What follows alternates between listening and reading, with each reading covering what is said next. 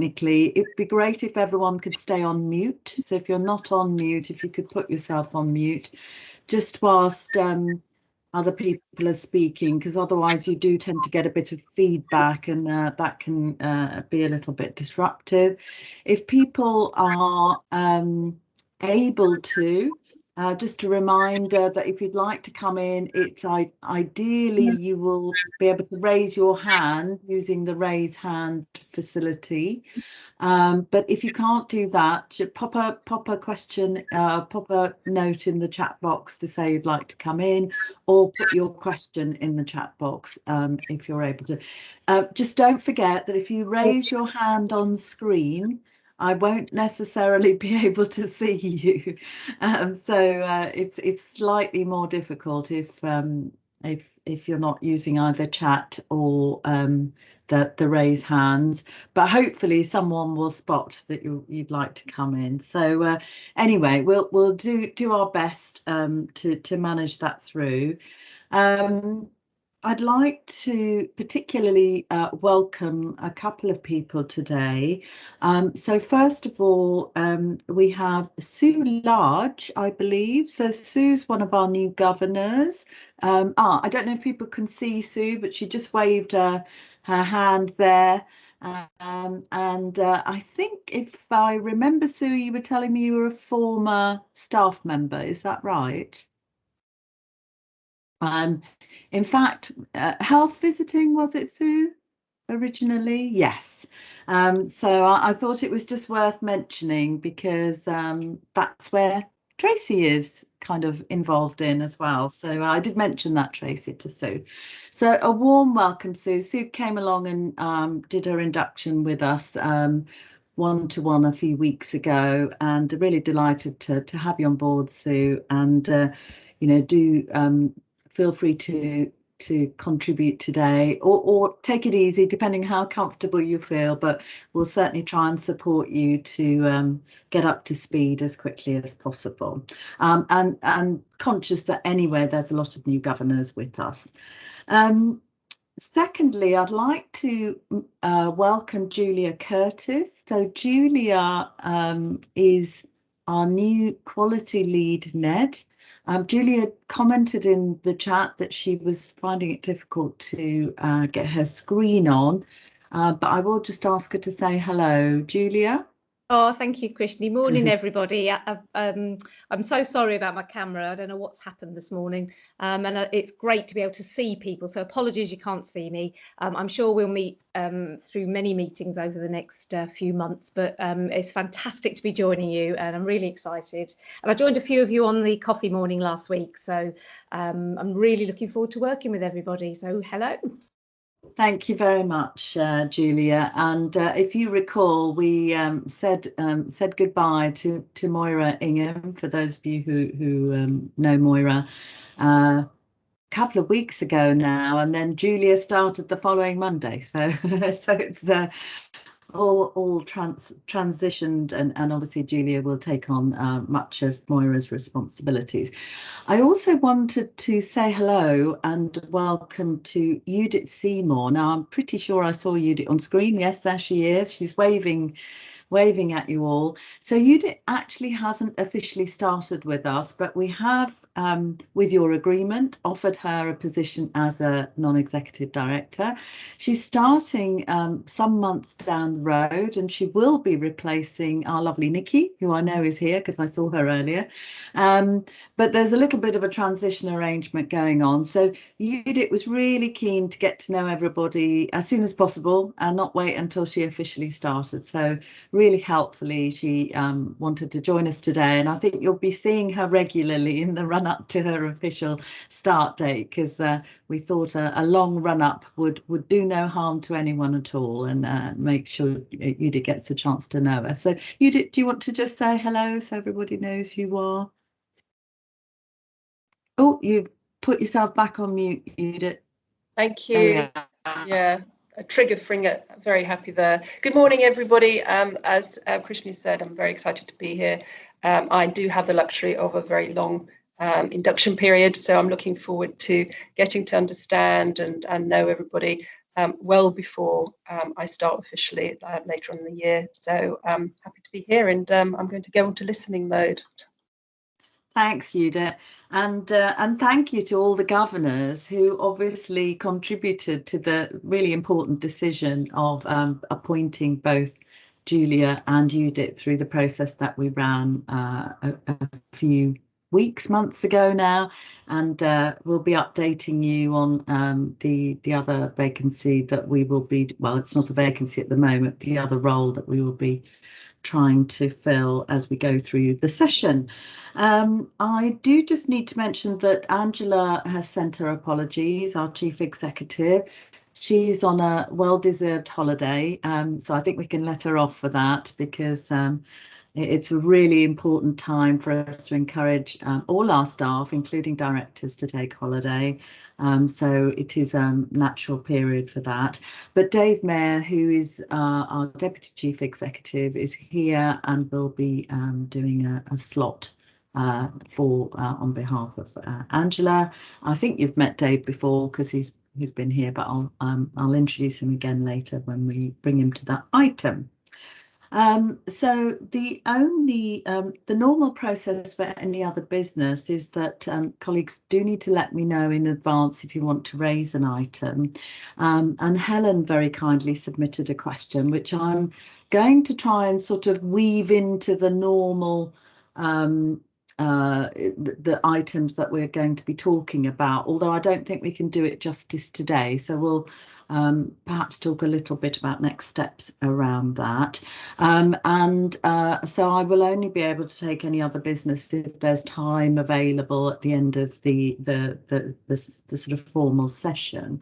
What I will say is obviously we'll try and take any questions as we go, as normal, when we're talking about particularly the Chief Executive's report, where I'm sure there might be some other questions that come up.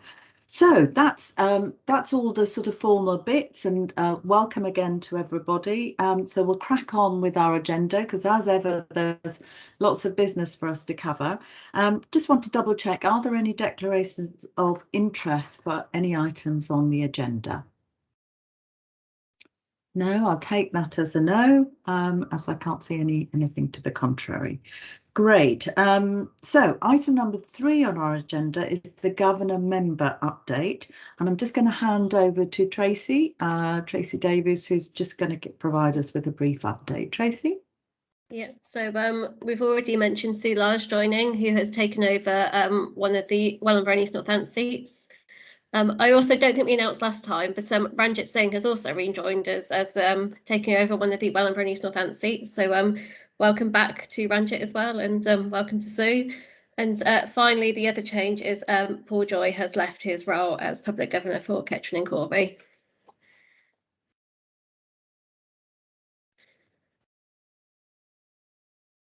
You're on mute, Kirsty. Sorry, failed. I tried to be dutifully put myself on mute, so I didn't cause any issues for Tracy. But Tracy, did you want to say anything about membership data I've got on my list of things, or was that something you were going to cover later? Yes, I can do it now. So it's probably just useful for the council to know that we've been doing a bit of data cleansing on the membership database recently. So we've actually removed about 1,000 members. So that does sound a lot, but that is a mixture of return to senders. And also we've come up with a solution with IT to identify any sort of our members who may have unfortunately been deceased in recent times. So we've done quite a bit of data cleansing over sort of the past few months. And so our data should be sort of quite up to date and clean now, ready for the elections and the member bulletin, which is about to be sent out as well to members.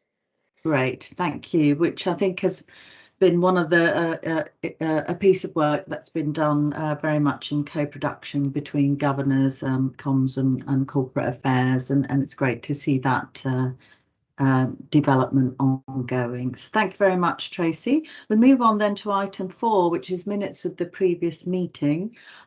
Are there any points of accuracy that anyone wants to raise regarding the minutes? Everyone happy that they represent an accurate reflection of the meeting? Yeah, great. Thank you very much. I saw a thumbs up there from Tracy. That's always a good thing to use if anyone spotted the thumbs up facility. Excellent. Right, action log then. I believe all actions are proposed for closure. Let me get the document up. So everything, if you look at the document that's been provided, everything is actually identified as proposed for closure. That's highlighted in blue. So I'm not going to run through all of those. The commentary is there to show what action has been taken. There are 2 items outstanding. To arrange a feature briefing session for governors on the Mental Health Act white paper. So that is something we definitely want to pick up, but probably there's a sort of timeliness, trying to find the best time to run that, because I expect there will be some further developments around that, and it might be useful to time it around when we know more, so we can make the update as comprehensive as possible. And then the further briefing for the Council of Governors on the integrated care system. Now, this is something that I'm really keen to do, and it actually links to Helen's question that she sent through yesterday, which I'll come back to as we go through the session. And I think it's really important that we think about this. So one of the, and I think Chris, if I remember, Chris Davison and I had a discussion where Chris helpfully suggested that we should maybe look at doing that with Kettering General, and that I think, Chris, if I remember correctly, Kettering, the governors at Kettering General, you may have already spoken to them about that as well. Am I remembering that conversation correctly, Chris? Yes, you are, Krishni. May I come in? Yes, of course, please do. Can you hear me, everyone? Yes, we can. Yeah, great. Well, before I do, may I also just say, as acting lead governor, it's just lovely to see everyone today. Thank you so much for joining the meeting, whether you are a director, a senior manager, or a member of trust staff. And welcome, and also thank you to governors, my fellow governors who have joined the meeting, for giving up your time to join us today, as I think we plan for today, but create tomorrow, which I think is a bit of a strapline. Yes, thank you, Krishni, for raising this. I had actually got my hand up because I did want to just add, if I may, that you're right, we did have that discussion, and I have been pushing for this session for some time now. I remember at the last meeting I initiated a discussion with Angela about the need for us as governors, I think twofold. Firstly, to receive information about what do ICSs look like, feel like, what's their governance arrangements, how will they work. I know from speaking with Fiona that there's work being done by NHS providers about that. But then secondly, I think there's a more detailed workshop required around what is the role of a governor in system working, and secondly, the public voice, the democratic representation. As others before me have said, our unique offer as governors is democratic accountability, whether that be for the public or members or the constituencies that we represent.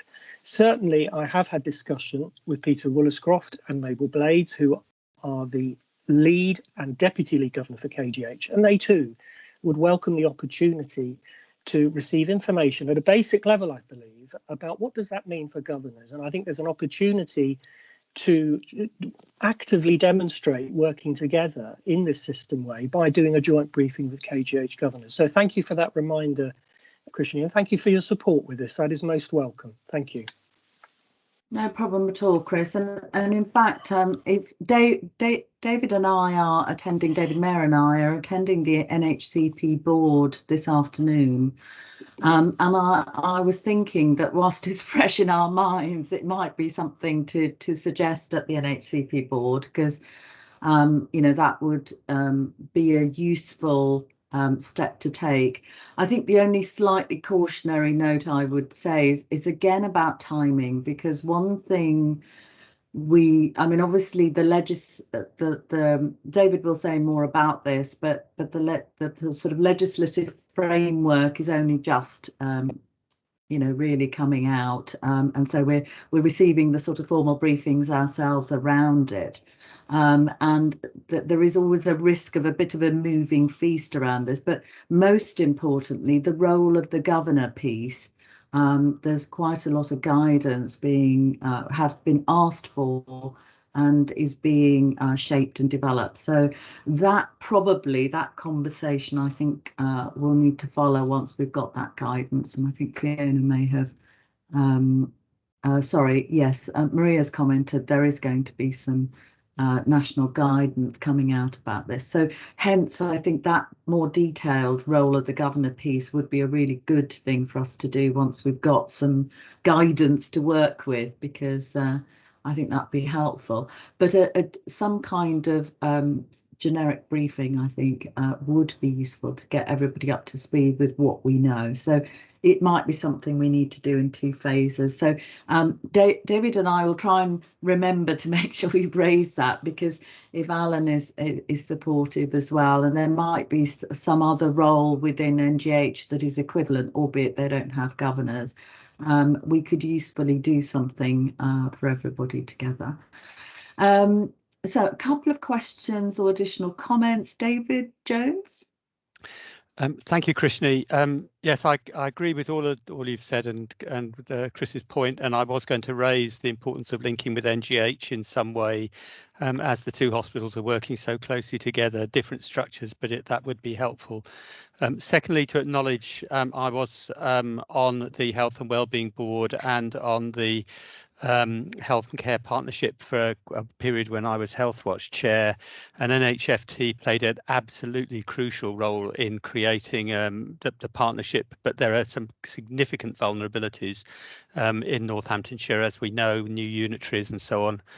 We need to follow that through. So there are significant elements to play, and it would be good to know how governors can contribute to that very complex partnership arrangement. Thank you very much. Thank you, David. Tracy?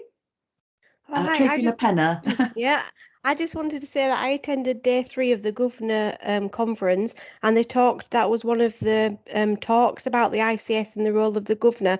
They have actually sent me some slides that I hadn't had a chance to read yet, because I only got them a couple of days ago, but I can forward those to Tracy. And also and they sent something from NHS providers about ICS, so I can send that to Tracy as well. Might be useful for other governors. Thank you, Tracy. That's really helpful. I mean, NHS Providers is one of the organisations who tend to provide really good briefing materials that we all draw from.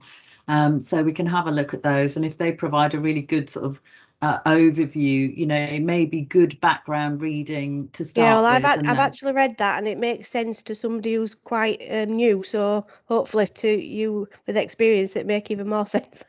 Yeah, absolutely. So we can absolutely have a look at that and circulate that, and then, as we say, build on that as we go. Mark. Hi, yeah. Just with a slightly different hat, as well as with a governor one on. So an organisational and voluntary sector one. I'm working with David quite closely, David Mayer, on a kind of co-production and engagement and involvement within ICAN, so Integrated Care across Northamptonshire, particularly, which is one of the transformation priorities for the integrated care system. It's just to say it would be really great if NHFT could promote the need to have proper representation on boards throughout the ICS as it starts to form, really, and that includes patients and carers as well. So as well as the co-production piece, which we're working hard on, it's also that thing about representation is key. And I think NHFT is an excellent model because it has governors from different constituencies, so it's a bit of a model of good practice for the system to learn from, really. Thank you. Thank you, Mark. Thank you. And I'm sure David and I can kind of weave that into the discussions. And it is an important feature of how we need to sort of work going forward, because the voice of the public and the community into these developments is really important. So just to say, we haven't lost that action. It is one we recognise is really important, and we've sort of shared some thoughts about how we might take that forward. And Fiona will touch on this when she talks about the new governor calendar and the sort of slots we've provided for briefing sessions on various topics. So I won't bring her in at this stage, but she'll cover it, in fact, in her next slot. So it's probably a good segue into Fiona's session. So I'll hand over to you, Fiona. Thanks, Krishni. What I've done in this report, so it's covers quite a lot of ground, and hopefully I don't want to go through it line by line, but I do want to draw in various people to help me with the different sections, and then we can pause at different sections to ask questions or find out more or whatever. But because there was quite a lot of stuff that we just needed to make sure that we updated about, a number of items that we've been talking about for a little while, I thought it was important to just actually make sure that we had it properly documented and reported for this month's council meeting. So I'm just going to pause at the non-executive director appointments, and I too am really pleased to see that we've got Julia and Judith with us today. And I just wonder, Carol, if you wanted to just join me on this section, please, in terms of talking about what we've done with the appointments and reappointments, and perhaps we might want to just say a few words about the non-executive Director Assessment Centre for the Audit Committee Chair that's taking place 26th and 27th of July. Yes, thank you, Fiona. Thank you, Krishni. Just to say that the non-REM committee have approved both the appointments and the extensions, which I think we brought to the private meeting of the council last time. And we're moving forward with the recruitment of the audit chair post, which we didn't manage to fill in the last round. We are in the process of, we have shortlisted, we've got 5 candidates. We're very pleased with their paper CVs and so on. And we are moving forward on that. So just to say that, to follow up on Fiona, this is an opportunity for governors to get involved in the process. There is an opportunity to get involved in the process of the appointment of the audit chair. On the 26th of this month, there will be an assessment centre for the candidates, and we need governors to join a stakeholder group. Now, unfortunately, you will need to be there for the whole day.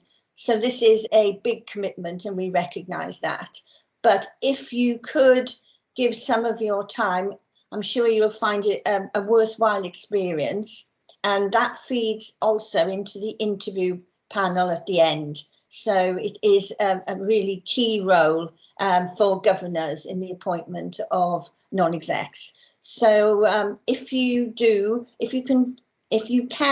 give of your time, we would be very grateful. And I think if we contact the foundation office, if you want to volunteer, that would be really good. So great, thank you, Carol. Everything then. Definitely, that's great, Carol. Thanks ever so much. So yes, so we've had some governors come forward for the 26th, and obviously we've got a number of governors who are involved in the interview panel, those largely from the non-REM committee themselves. If we do have a couple more, it would be great to see you. And we've got full briefing on what happens in the stakeholder panels, and we've done a little bit more work following on from feedback from both the candidates and the people that participated in the stakeholder panels to just make those instructions a little bit clearer this time round. So just going to pause there to see if there's any questions at all, anything that anybody wanted to cover. I'm not seeing any hands up. Krishna, are you seeing any hands up? No. Okay, so if we move on then to Chris. A hand from Chris by lots of things. Yeah, sorry, a late hand rather than a legacy hand. Just really to encourage my fellow governors, just looking at this pull-up banner, which I retrieved from the shop recently, the pop-up shop. Appointing non-executive directors is one of our key functions, and you might be feeling a little, well, you know what, this feels a bit overawed, might be feeling a bit overawed about the prospect, but don't, this is about us contributing the process. It is about bringing your life experience, your skills. One of the reasons you stood as a governor is because you get on with people, and that's the whole process. So don't hold back. Don't think that this is, probably not for me. It probably is for you if you're thinking that. And we need as many voices to be heard during this process. So please, I would encourage you as acting lead governor to be fully involved. And having been involved in the process for Julia and Judith on the governor's stakeholder panel, it just shows how positive it is about making sure that the people we appoint, which is one of our statutory functions, are committed to the vision and direction of NHFT. So I'd encourage you to be involved. Thank you. Thanks, Chris. I think I saw Lloyd put his hand up. Lloyd, did you want to come in? And I have to bring Lloyd in because he's wearing his LFC shirt, and he gets priority over everyone for wearing an LFC shirt because everyone needs to know I'm a big LFC fan. Apologies. Lloyd, would you like to come in? Bless you all, and thanks for all your time. Just going over what I've heard about governors, get it right and get straight to the point. Just going off what Chris says about fellow governors helping out on this 26th, could I just have maybe some more information from yourself, Krishna or Fiona? Because if there's a possibility, I would like to put myself forward if it's felt I'll be appropriate to do so. And just maybe if someone could get some information to me via Chris or Richard, and they could put me in, and I'll actually try and put myself forward if that's possible. We'll give you a call, Lloyd, afterwards. We'll tell you all about it. Perhaps I can be scheduled to give you a quick call and see if you can join us. You would be very, very welcome. Thank you ever so much. I'll sign out now. Thank you, Krishna. Obviously, I'm not serious. I would give Lloyd priority, but I felt I had to say that. Sorry. Yes, you are, Krishna. Don't lie. Oh dear. Right. Thank you very much. Fiona, back to you.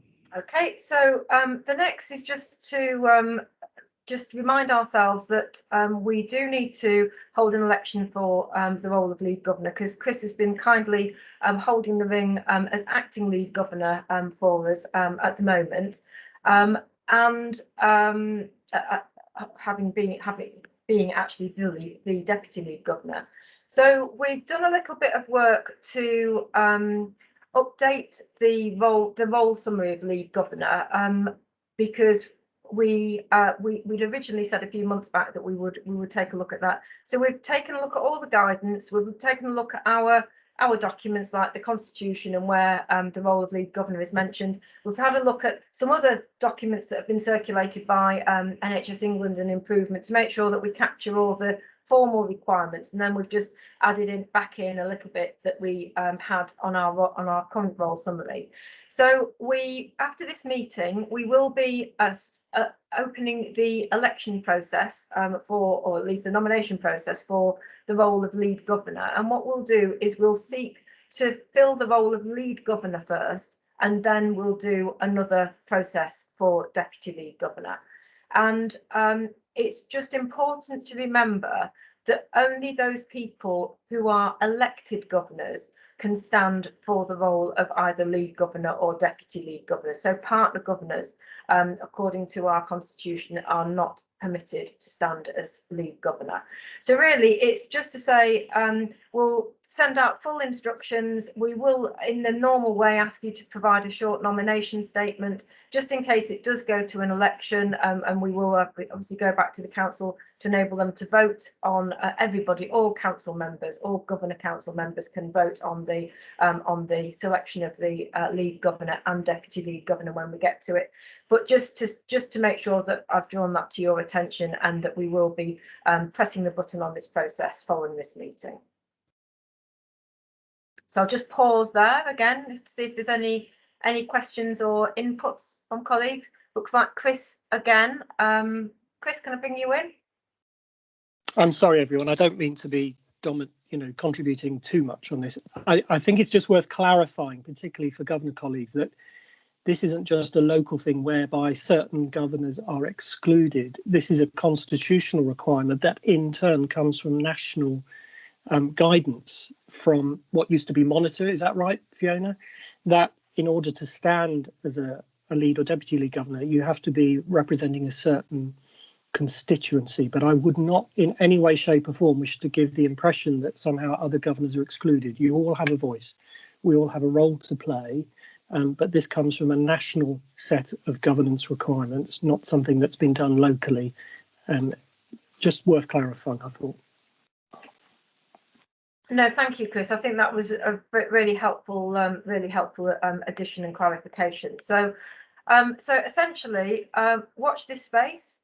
We will be sending out some more information this week, and look forward to receiving nominations from you. So I'll move on. Talking of elections, so we are going to be starting an election campaign again for well, we originally said that there would be 6 governor seats, and we said that at the last meeting. We've obviously got a further meeting, a further seat to fill now with the departure of Paul Joy. So the sort of, it effectively kicks off next Friday.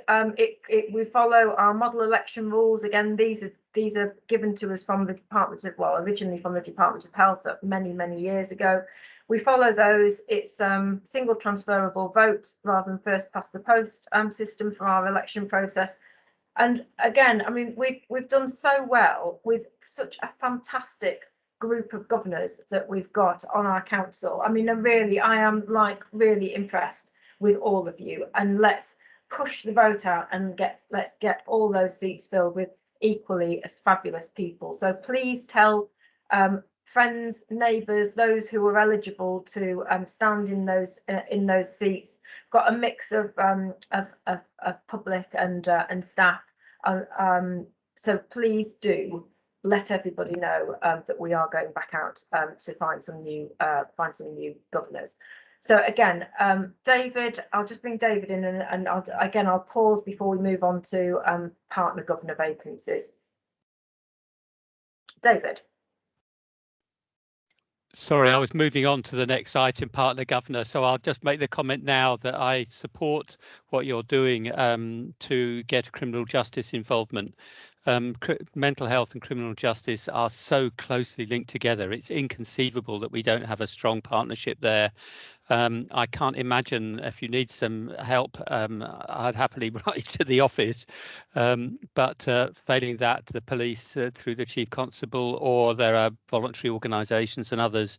But there have been some creative service developments in this field in the county, and we do need to have somebody on the board. So I support that. Sorry to anticipate you. Not at all. So I'll move on to the partner governor section, unless anybody's got any further updates that they require on the general governor elections. So I do actually have a call booked with the relevant person that I need to link in with in relation to filling that partner governor vacancy.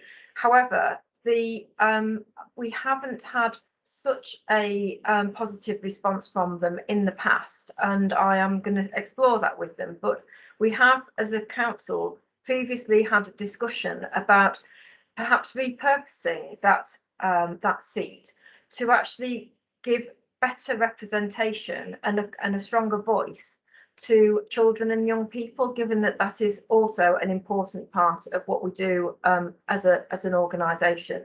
And there have been views expressed previously that perhaps we do need to add a bit more weight and a greater share of voice to that important constituency.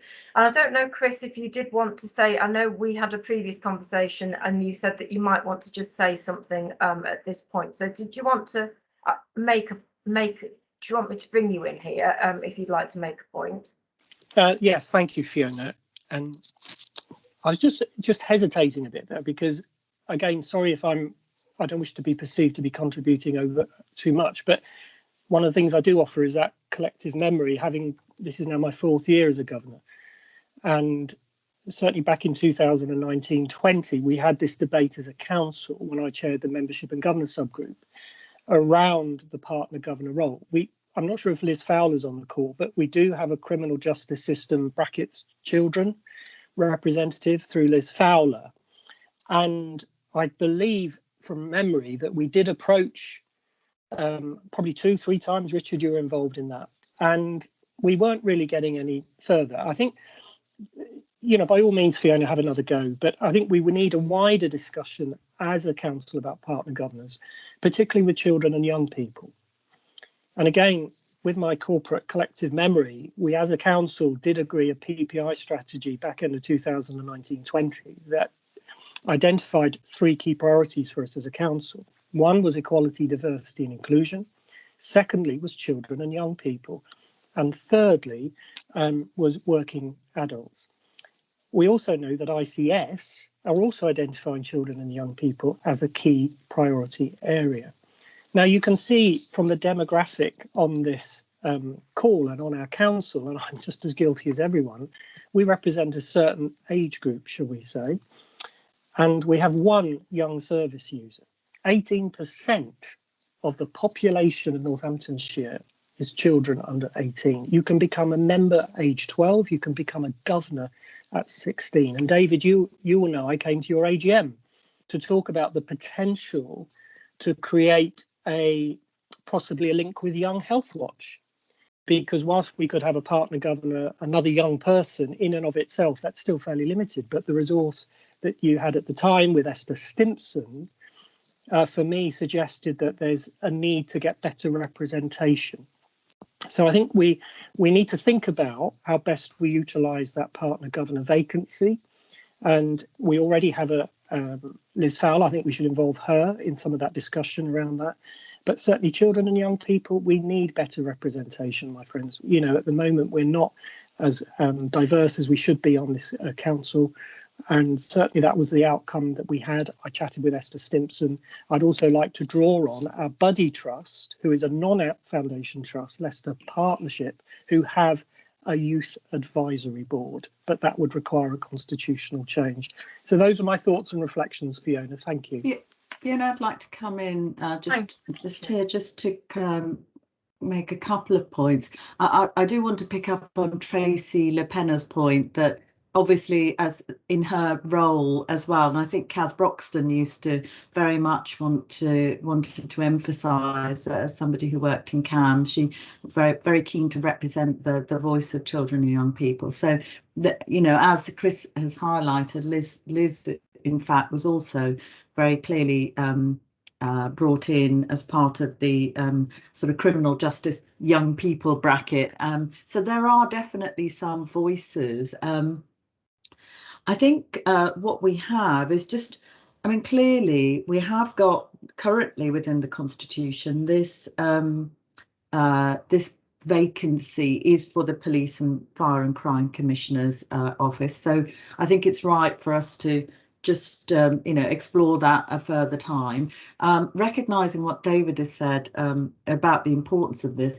I think that the one thing we always need to be mindful of is that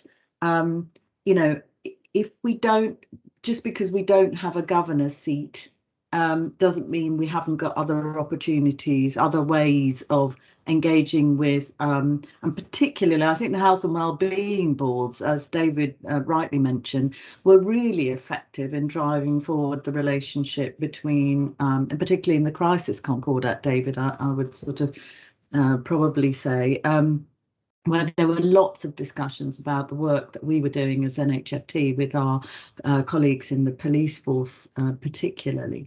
So it is, you know, if we're not successful in securing someone to represent that role, which Fiona's obviously following through, then I think Chris is right in saying there is an opportunity for us to just take stock.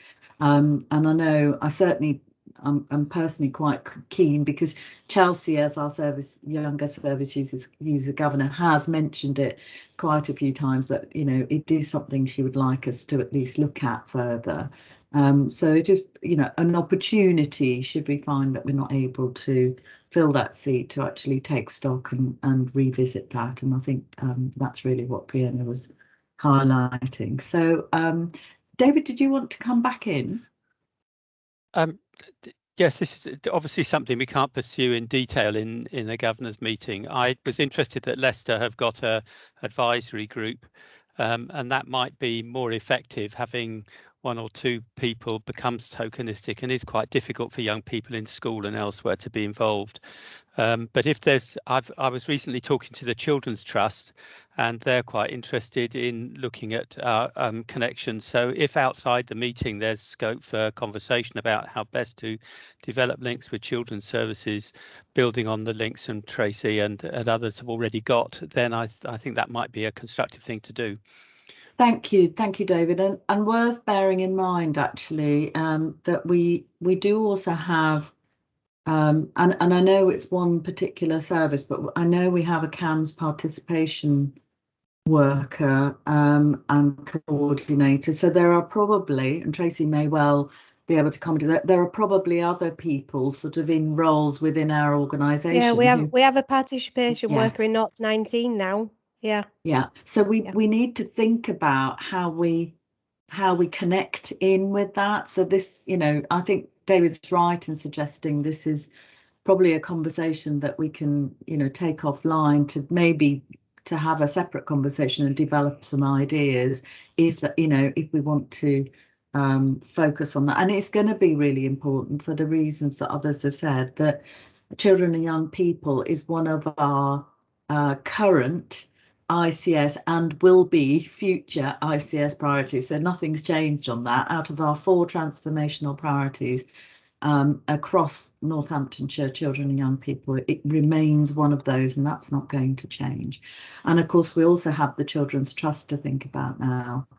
So there's a real, perhaps an opportunity once we've sort of, if we do find we're not able to do anything with that vacant partner governor post, we perhaps just revisit all of these things and have a conversation about how best we use that post and actually meet the needs of our younger service users as well. Okay, back to you, Fiona. Thanks for that, Krishna. I'm just going to I'm going to attempt to move on from the partner governor side of things by just saying that we are still redoubling our efforts to with the local authorities to actually confirm their nominations for the partner governor seats that represent both the unitaries. And hopefully we'll have better news to update on next time. It's not through lack of trying. I think that they're very busy establishing and getting their new councils up and running. So I'm going to not dwell on the AGM because we have actually got a little presentation that we are going to be taking you through after my report. And conscious of time, I just wanted to just dwell for a moment on the governor meetings and events calendar. So this is really us setting out what we are planning for the council this year in terms of a number of set meetings, so the council governor meetings, but also how we are enhancing and really supporting the the formal parts of the council agenda by actually having briefings and workshops and coffee mornings, and I know that they're continuing to be very successful, and people are getting a huge, both NEDs and governors are getting a huge amount out of those. So it's what we're trying to do is try to pull together in one calendar format an overview of what the year looks like, actually start to put in some of these opportunities as formal calendar items now. So actually formalising when we have the coffee mornings, how often we have them, actually putting in the kit briefings, which gives us an opportunity to actually have a look at items on board and council meetings. The COG workshops I'm going to come back to in a moment. The drop-in sessions, we're again trying to be responsive to governors, particularly new governors, actually providing some space if people do want to actually talk through some of the papers or some of the agenda items before we actually get to the meeting. So in the meeting we are actually able to transact the work that we need to. And we've also put in a couple of what I call reserve days. So we, again, as much as anything else, it's just to hold time in people's diaries, because I know how busy people's diaries get. We know that we'll probably want to do something on those days, but we don't know quite what. And I think we need to remain a little bit flexible and a little bit agile so that we can continue to respond to the environment. So that's we've set everything out in one hopefully easy to follow format. We will obviously make sure that you have calendar invitations, and that over time that calendar will date, because we will no doubt be putting a few more things in as the need arises. But I just wanted to say the two COG workshops that we've got coming up, one on the 22nd of July and one on the 12th of August. 22nd of July is to start to kick off some of our thinking, following on from the great workshops that we had last year on membership engagement and representation, actually starting to draw together some ideas of what we might want to achieve for the remainder of this year and looking forward to next year. I'm also very keen that we draw together a workshop actually looking at what do we need to do to equip our governors with the skills and training they need to do their roles effectively. And I'm very hopeful that Alec will be helping us with the work on the Governor Learning and Development Workshop, and Chris taking a lead role in helping us with the membership engagement and representation, and hopefully Vida too, because she's come up with some really great ideas of actually what can be done on a constituency level.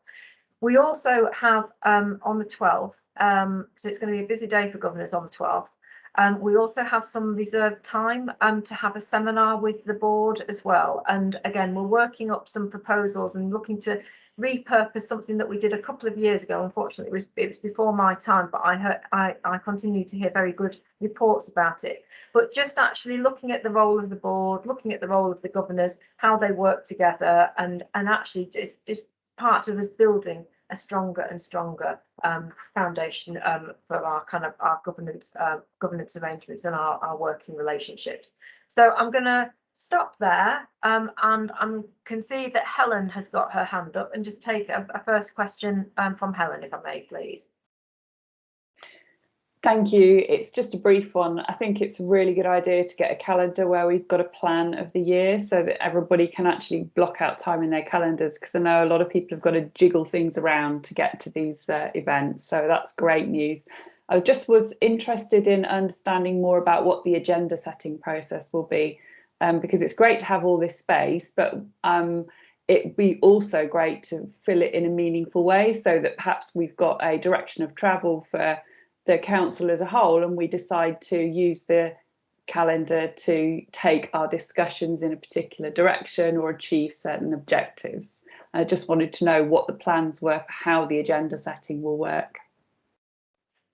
So in terms of, the council naturally does certain things at certain times of the year, and we do follow like an annual plan of things that we have to do at certain times of the year. And I'm sure that we can circulate that to colleagues if you haven't seen that previously.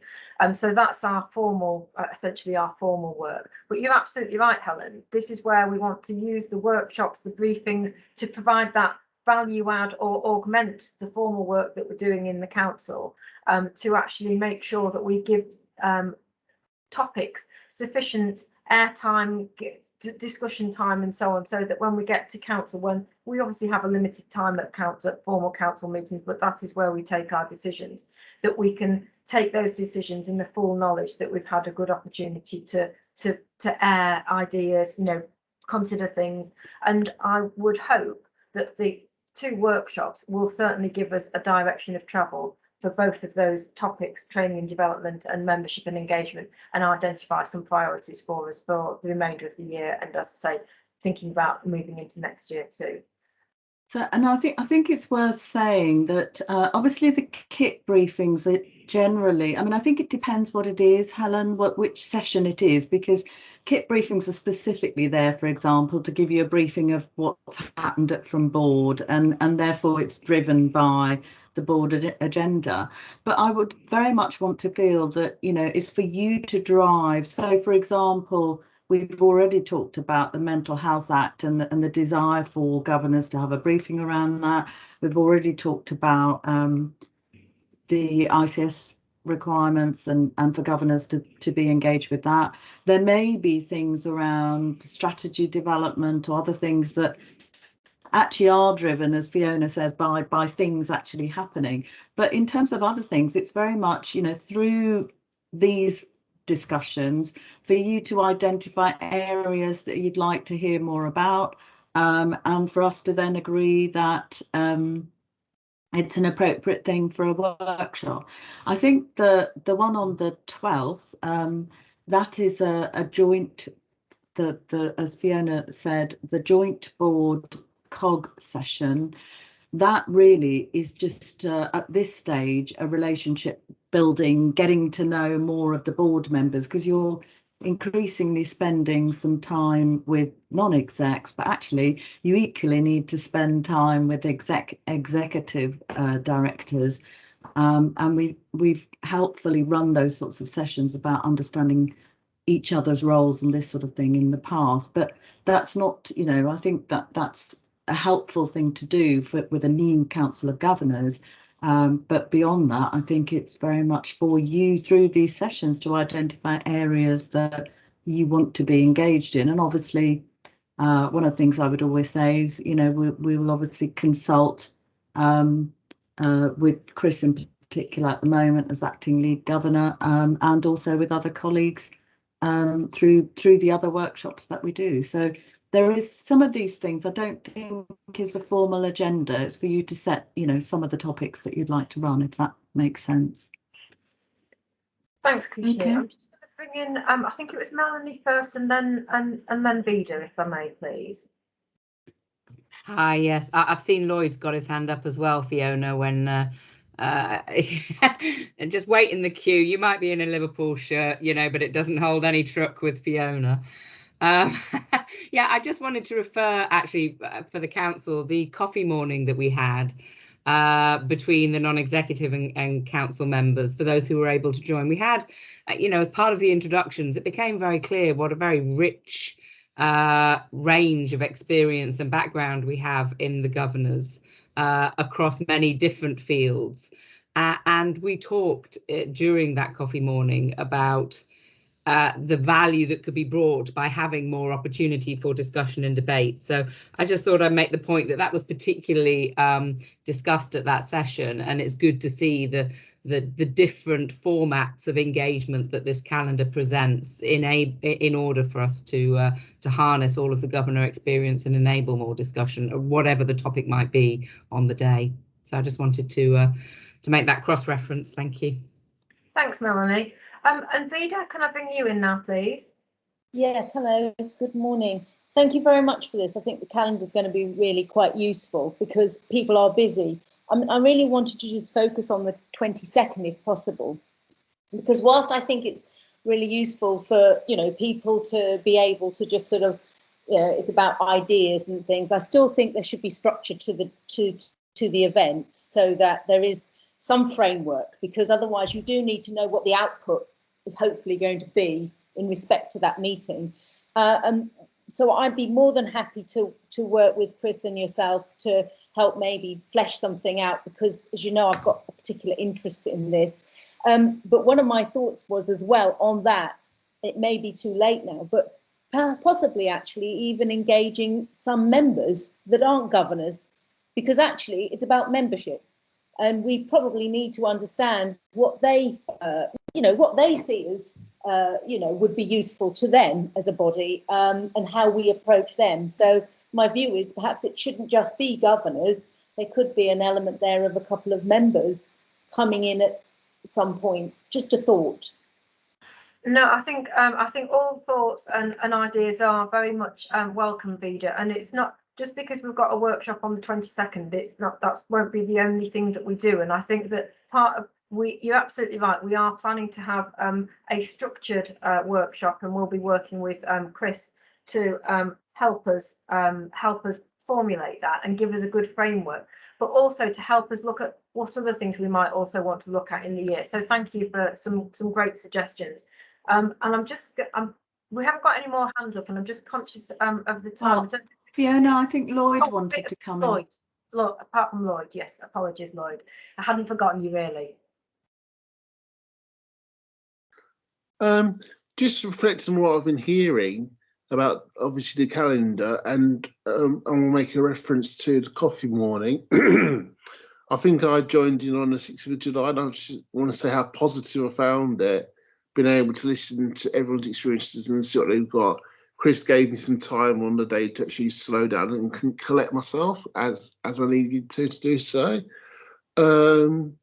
So I guess, not just as opposed to that, but as a governor, I want to try and do as much as I can in facilities that I can do and help out in whatever skills I have, being an ex-patient, inpatient, sorry.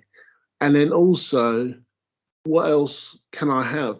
And then also, I think another key thing I want to say is where we need like other more experienced governors to help out, because I heard a lot of talk about having pals, but it's not still come through yet. And I'll just leave it there. Thank you for taking your time to listen to me. Thank you, Lloyd. That's, yes, so the budget is that's about the buddying, I think you're already referring to. So we need to pick that up, and I think that's an action for us, Lloyd. Yes, but it's great that you had a positive experience. And I do really want to emphasise that I think I know that the Council of Governors tends to be quite a structured meeting, but I think it's really important that people feel if actually there are things that you think of that you think would be great topics. I mean, obviously we need broad support for that, so we need the council collectively to agree that something is a really good topic for discussion. But if at any time you have ideas about things you'd like to see on the agenda, on any agenda, or you'd like to have an update on, there's always an opportunity, even outside of meetings, to raise that with us. So I wouldn't want you to think that, outside of a sort of these formal processes, there isn't any other opportunity to influence the agenda. It's really important that if you feel that there's a topic that really like to get underneath, then by all means bring that up. And then providing all of the council agree, because that's the one thing I would say, it can't be driven by one person's interest, it has to be something that everyone agrees would be useful. Then you're most welcome to put that in as an idea, and we can obviously get a view from colleagues as to whether they'd like to include that. So I think, Fiona, you were bringing your session to a close, and we were about to hand over probably to Chris and Maria. But before I just do that, I just wanted to mention that very briefly mention that I did actually meet both council leaders earlier this week. So As a result of that meeting, and that's myself and other NHS chairs. So I'm kind of just mentioning that, Fiona and Richard, because that might now give me an opening to contact them directly as a follow-up to getting our governor representation from each unitary authority sorted. So I think that was my first job on coming back from holiday on Tuesday, was to meet the council leaders, and David was present as well, David Mayer. So so that was good, because I think that now allows us to start building those very important relationships that we're going to need to have with our local authority colleagues. Fiona, all finished from you? So yes, absolutely. Well, I was just going to say one very quick thing. Yeah. In terms of, so as an example of a topical workshop that we haven't actually formally scheduled in yet, because we just still need to just check people's availability, but and it links to the next item about the annual general meeting. We will run a session for governors, a briefing session, all about what is the annual report, what is the quality count, what should you be looking for, that sort of thing. And that's a good example of something that we build in topically, sort of fairly close to the time of the AGM. So and that's a nice lead in to the next item, really. So I'll hand over to the next item, Krishni. Thank you. So I think, Chris, it's over to you, and I think Maria may also be contributing to this. So over to you, Chris. Yes, thank you. We're going to be bringing this item to you really just to give you some idea of the approach we're adopting with our annual meeting. Just by way of background, Richard is going to do the driving of the slides. Thank you very much, Richard. Just to check on timings, we've got till about 11:15, is that correct? Yeah, I can see some nods. Yes, please, Chris. Thank you. Thank you. Right, just a bit of context and background is that, as most organisations, you have to have an annual general meeting. As an NHS Foundation Trust, we're also required to have an annual public members meeting. And we'll just call it, just for ease of reference, our annual meeting.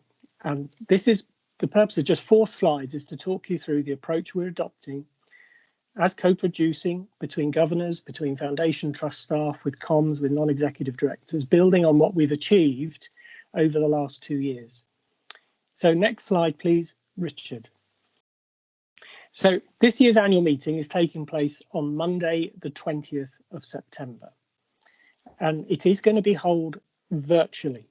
There was some discussion, do we do this in person, online? You can all see what's happening on the news and the figures and everything else, and the degree of uncertainty. So we thought we'd bring a degree of certainty to the planning process to make a decision early to make sure that this is done virtually. Doors will open from 5, but it's due to kick off at 5:30. Now, the purpose of the annual meeting, and if I look on my pull-up banner here, is to receive the annual report and accounts. Now, the Trust has a formal duty to present the annual report and accounts to the public.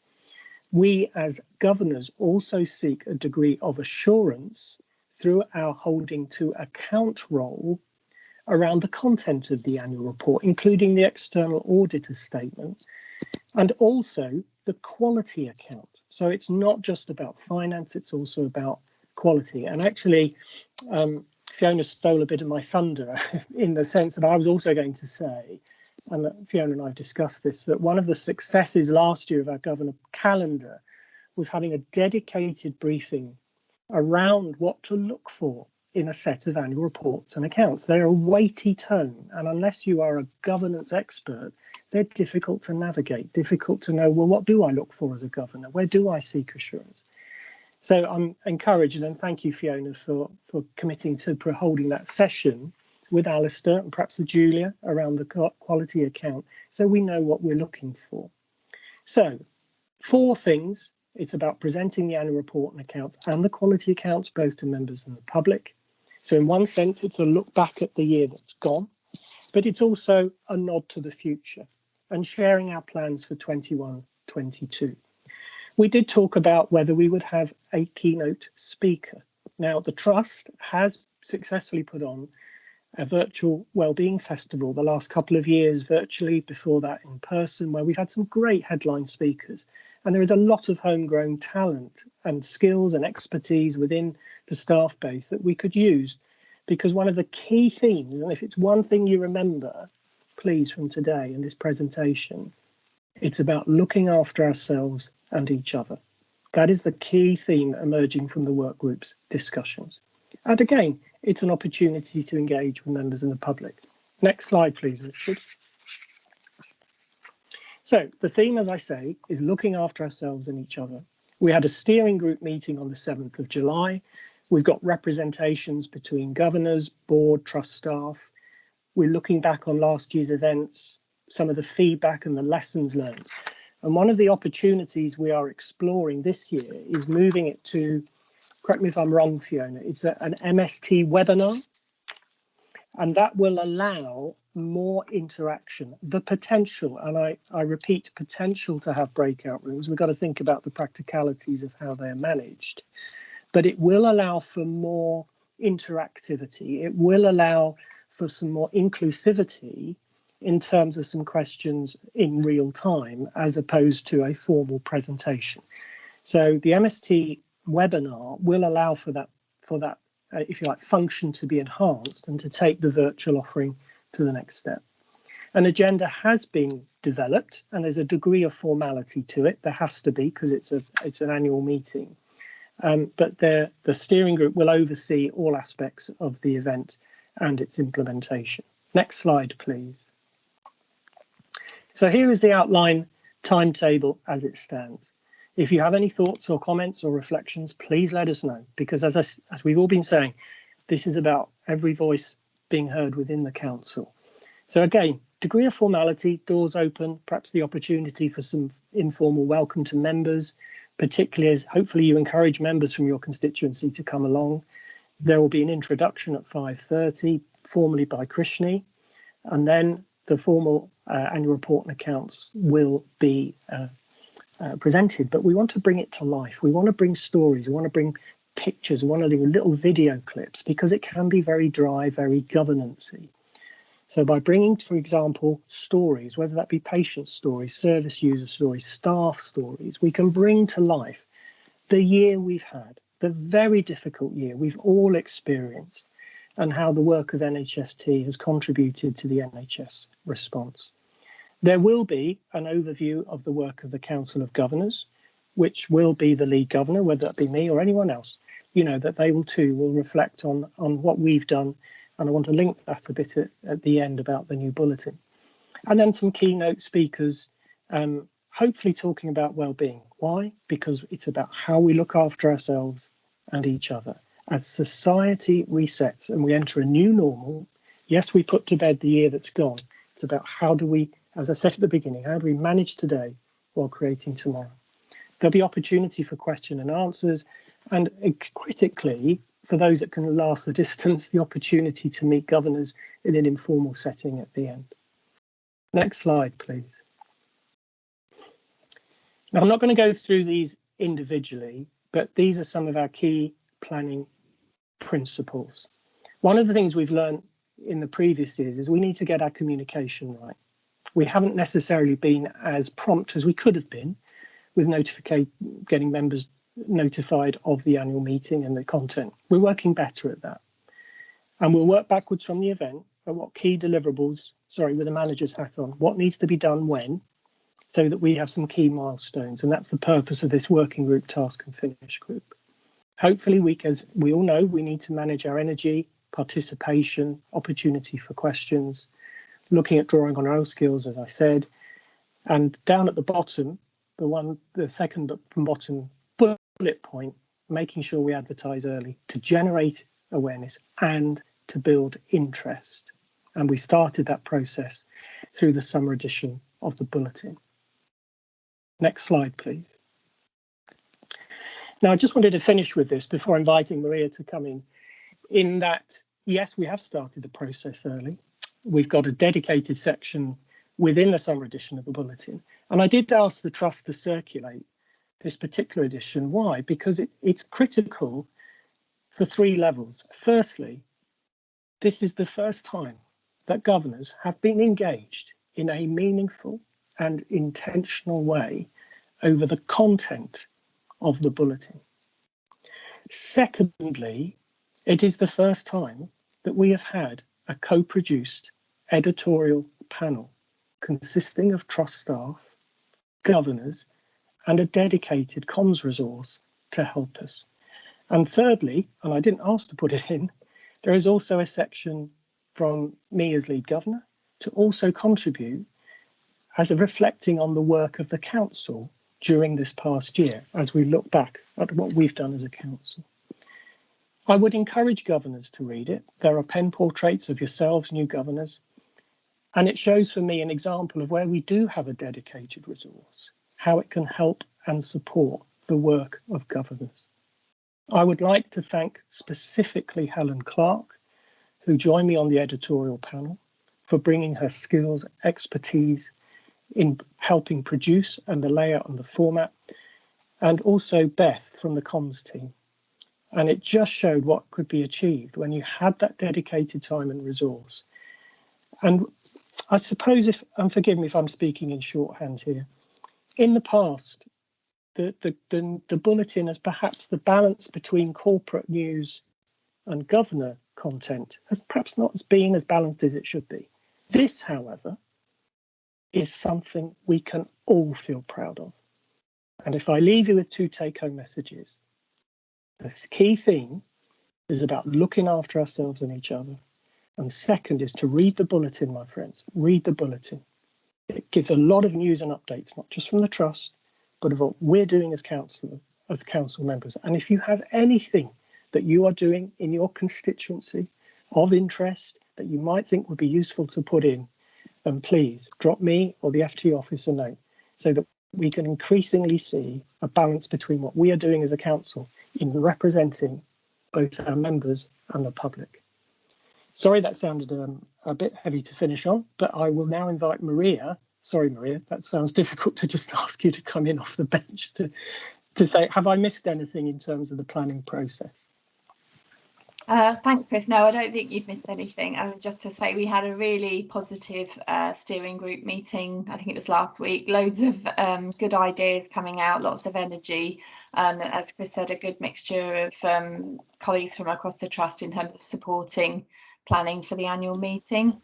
I think one of the things we're really focused on is trying to make it meaningful for people to come and the draw for them to come. And that's why we've got this theme around looking after ourselves and each other, and the guest speaker slots is going to be designed so that people who attend the meeting get something personal out of coming to it and get something of value, as well as learning about the work of the trust.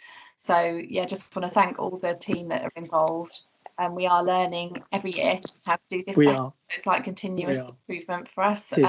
Starting early is important, and getting the date out there is important. So look forward to continuing to working on it and briefing council governors as we go. And I'm sure, Chris, as you said, if governors have got particular things they want reflected in your year in review, if they let you know what that is, we're going to try and use films and images to sum up quite a big story without so condensing it into a short period of time using a different kind of media. So please let Chris know things like that. Thank you. Thank you very much. I think from the messages, it seems to have sort of generated quite a lot of excitement and positive feedback about what people are hearing. So great work to everybody that's involved.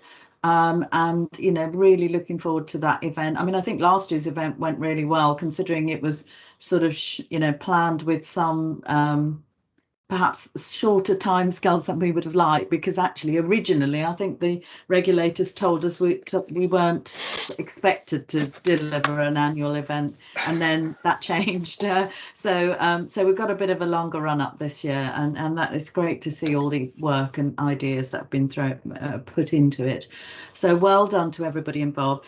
Just to flag that I think we've got this being presented to board as well, Fiona, haven't we, in July, because the board also needs to you know, kind of sign off on the plans and make, obviously, because it's a joint effort in terms of some of the contributions. So I think the agenda is going to the board in July as well. So well done to everybody. Sorry, Fiona. I was going to say Maria will support on that going to the board, because she's obviously a key conduit between the board and yeah. Brilliant work, and really positively, we've landed right on 11:15. Well done, Chris and Maria. So we've got time for a proper 10-minute break. So back here at 11:25, please, and don't forget to turn off your camera and your microphone if you want to leave, rather than perhaps leave the call altogether. It's probably easier. All right. Look forward to seeing you shortly. Thank you.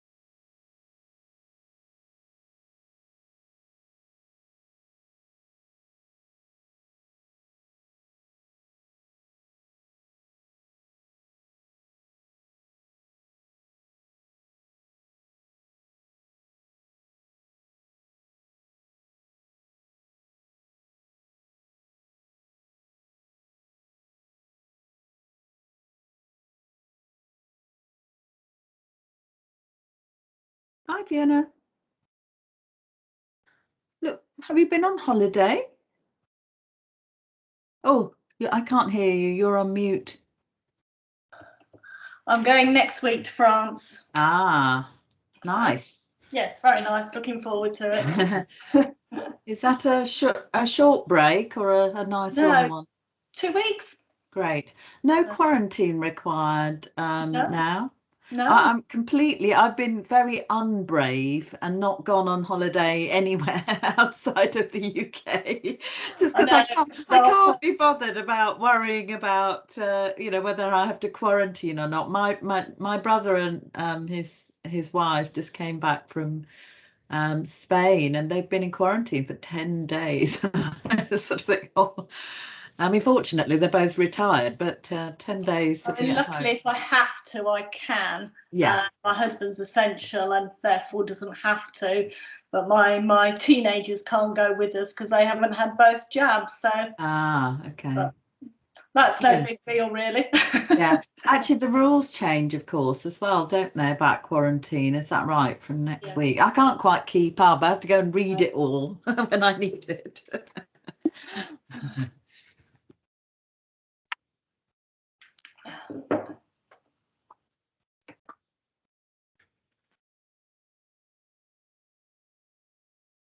Just give everyone a couple of minutes to join us, and then we'll make a start. Can I just share a good bit of news? I posted a tweet about the potential for the health visiting team here in the north to use our pop-up shop. Well, as a result of my tweet, the manager of the Malton Community Centre got in touch with me to say, could we have some of that? And they too are looking for having, in terms of prevention, children and young people, population health, and it just goes to show that when social media works well, it can work well, in terms of promoting some good news and some positivity and potential developments that improve people's health and well-being. Yeah, it's great to hear, Chris. I think Malton Community Centre is one that I used to go to quite a lot, because a lot of health and care partnership boards were held there because of the facilities there. It's a really nice facility there, actually. Yeah. It also has a community library. Yes, it does. Children's rhyme time, so you've got a captive audience of, young mums, children, and to bring a health visiting presence there. I'll tell Tracy when she's back on call. She'll like that. Here I am. Did you hear that, Tracy? Did you hear that? No, sorry, I didn't hear it. No. Very quickly, my tweet I posted last night. Yeah. Well, as a result of that, the Malton Parish Community Centre got in touch with me and said, is it possible we could also have a health visiting presence? No way, that's brilliant. With a library, with rhyme time, with all of those, overlaps and population health. Anyway, I'll copy you into the email. It's just potential. Absolutely. Thank you. Healthy to take over. Thanks very much, Chris. Council. You're taking over the council, all the health visitors.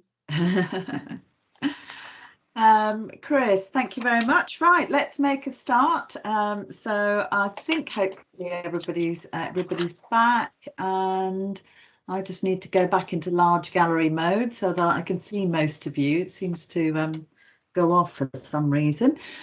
So the next items are relating to, well, first of all, just sort of input from particularly David Mayer, who's our Deputy Chief Executive, as I said at the beginning of the meeting. I haven't got any particular items to highlight from my chair's report, because I think you've heard about the latest position from everything that Fiona's updated you on at the beginning of the meeting. So I'm going to hand straight over to David. And for those of you who are still relatively new to council, what we normally ask the Chief Executive to do, and hence David today, is just to highlight, not to go through the Chief Executive's report, but to highlight sort of key sort of current issues maybe that are bubbling on the Chief Executive's agenda. So David's going to do that, and then we'll have an opportunity for some questions, and we'll then move on to item 9, which Melanie's going to lead on. So over to David first. David? Great, thanks, Krishni. And hello, everyone. It's nice to see you all again, and new faces as well.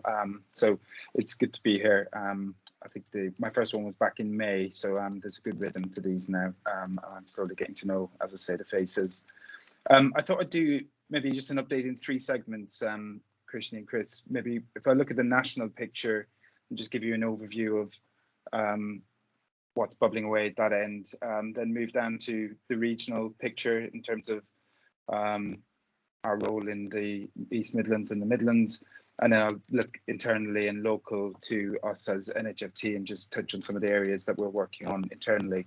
So just on the national picture, well, as has been kind of discussed previously, there's the ICS bill, the Integrated Care System, Health and Care Bill, Social Care Bill has had its first reading on Thursday.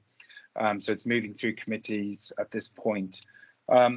Just to recap on what the bill is trying to do, it's trying to do 4 things. It's trying to improve outcomes in population health and healthcare, so social care as well, tackle inequalities in outcomes, experience and in access, and it's trying to enhance productivity and value for money, in addition to helping the NHS support broader social and economic development. And I've been in the NHS 10 years, and it's the first time I've seen mention of social value being part of the framework of the NHS in its responsibilities. So thinking about the probably up to £2 billion worth of public resource that flows into Northamptonshire when you include our local authorities, that's a significant amount of public resource. So the ICS does present an opportunity for us to collectively plan with our partners for better outcomes and better access, and drive out some of those inequalities that have existed in communities for many years. So that's a really positive development to see economic responsibilities, social and economic responsibility being part of the NHS mandate. I think that's really quite exciting. The other bit that's in there that I think is exciting is a move towards net zero. So an expectation that by 2030, the NHS would have be significantly on its journey towards net zero. So by 50% by 2030. I did some work with the NHS Sustainable Development Unit a few years ago on this, and it's taken 5 years for it finally to be recognised in the bill as something that the NHS needs to move on. I think that's really positive too. We're seeing the benefits of some of that from COVID, where staff are talking about being more productive because they can see more people through MS Teams in this model, rather than using time travelling from place to place. And there's ups and downs to all of that, but that's one of the benefits. I think the additional benefits is, of course, our carbon impact. And the inequalities angle, I think, is really special and different too. We haven't seen a major emphasis on inequalities in previous bills, or notably, we've seen an emphasis on inequalities, but not a join up in terms of the responsibility of the whole system to come together under an integrated care framework, which is what the Act is trying to do. So that's really exciting, I think, from a national perspective. What that means for us regionally is, and locally, is an expectation that providers will collaborate much more than they possibly have before. NHFT has been doing collaboration for many years, and we lead the East Midlands Collaborative for PAMS, as you're aware, and are involved in the East Midlands Eating Disorder Collaborative. So at a regional level, we already have a firm foothold in that model of collaborative working, which the bill sets out. Locally, the implication for us is that we will begin to collaborate in more joined up ways with our partners in Northamptonshire, and Krishni alluded to this earlier when she talked about the 4 major programmes in Northamptonshire that we'll talk about at the ICS board this afternoon. So those are children, young people. I think in time that will become a children, young people and families programme. Mental health, learning disability and autism. We added learning disability and autism formally to that programme last week. So that's been agreed by, well, it'll be discussed at the NHCP today, but it's well on its way to be part of that collaborative. We've got the Integrated Care Across Northamptonshire programme which is designed to localise our services in neighbourhoods and have wrapped around care at small population groups within local communities across the county, and that will be across the unitary authorities. And we're very much working on the principle that it's the idiom, the Nigel Chris idiom that I mentioned before, that health is made at home, hospitals are for repair, and ICANN really is the programme that tries to bring that principle to life. And then the final programme relating to elective care, I think that name will need to change in due course too. I'm not sure patients will understand what elective means. So essentially what we're describing there is planned care. So routine operations and interfaces that people have with hospital services. So those 4 programs are beginning to form. Some are more formed than others, but they will form the bedrock of the integrated care system as we look ahead into the coming year and beyond. The other thing just to reflect on in terms of the ICS, we are developing a Memorandum of Understanding with our partners, which will be held at the ICS, and that's in development now and will be in a state by the end of March, where we would be formally agreeing as a partnership to begin to work in an integrated care way. And I know there'll be some questions about the governance for that, which we've touched on, and really exciting to see some of the opportunities for governors across acute and mental health providers beginning to work in that way as executives are now working joined up and non-execs are doing the same. There's a real opportunity for governors to add value to how we do our work, particularly when we think about localising our services within the collaboratives. Just to keep going locally then, I guess the prevalence rates are increasing. You'll see in the report it notes some of the April numbers. As of today, those figures are, well, 4 times different really. We're seeing now about rates of about 170 people per 100,000 and creeping upwards. We're not seeing vast numbers appearing in our services in terms of COVID positive. We're seeing a small increase in numbers of staff who are needing to isolate, which is understandable. The rules for that will change obviously in August.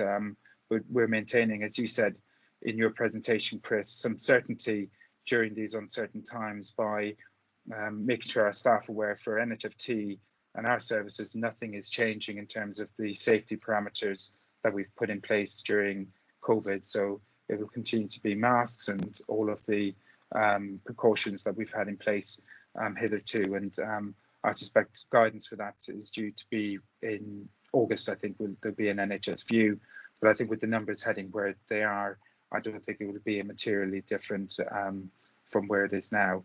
There's an opportunity for us to look at visitor guidelines, which we're doing, but again, we'll be consistent with the NHS guidance in terms of that. And then I guess just to finish, we're obviously beginning to plan for winter. There's a big program of work getting ourselves organised for that. Again, reflecting on what we know to be tricky indicators, both in terms of respiratory diseases for young people. We know from Australia that there's some of that suppressed immunity, which would have ordinarily happened pre-COVID, hasn't happened during COVID. So we are expecting to see young people having increased prevalence of respiratory diseases. Equally, we're expecting to see some suppression from flu. So it is a tricky winter we feel ahead, and we're preparing with some vim and vigour for that, both by planning, but also by giving our teams time to recharge. And we've just finished a set of big conversations, which I talked about last time. We've finished them last week, actually, with a set with our volunteers and involvees, giving us their reflections on what's worked and hasn't worked during COVID. And that's been really important. And we're going into a period now where staff will come together in reflect and reconnection sessions. These are work paid for time where people can come away from the office or from their place of work, leave their laptops at home and take some time to reflect and reconnect as teams and build some resilience as we go into winter. And we're putting some additional OD support around teams to help them recover in that way.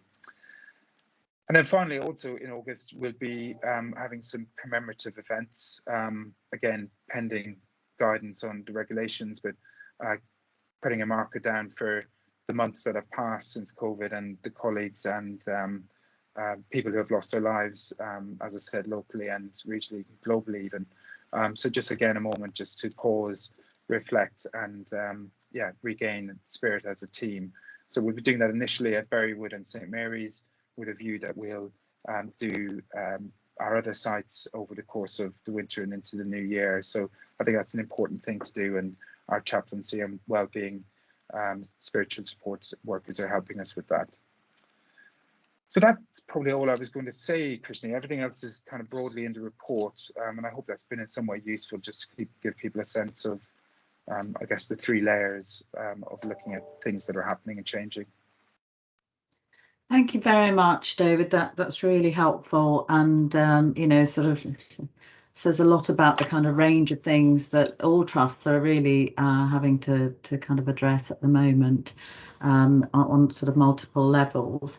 I will just open things up for questions. I think we've got a little bit of time to do that before we bring Melanie in to do her item. So, but I will just take the opportunity to just mention the question that Helen raised, which as I've sort of alerted Helen that I think it needs more discussion, but it probably useful just to pause momentarily on the question, because it's a really good one.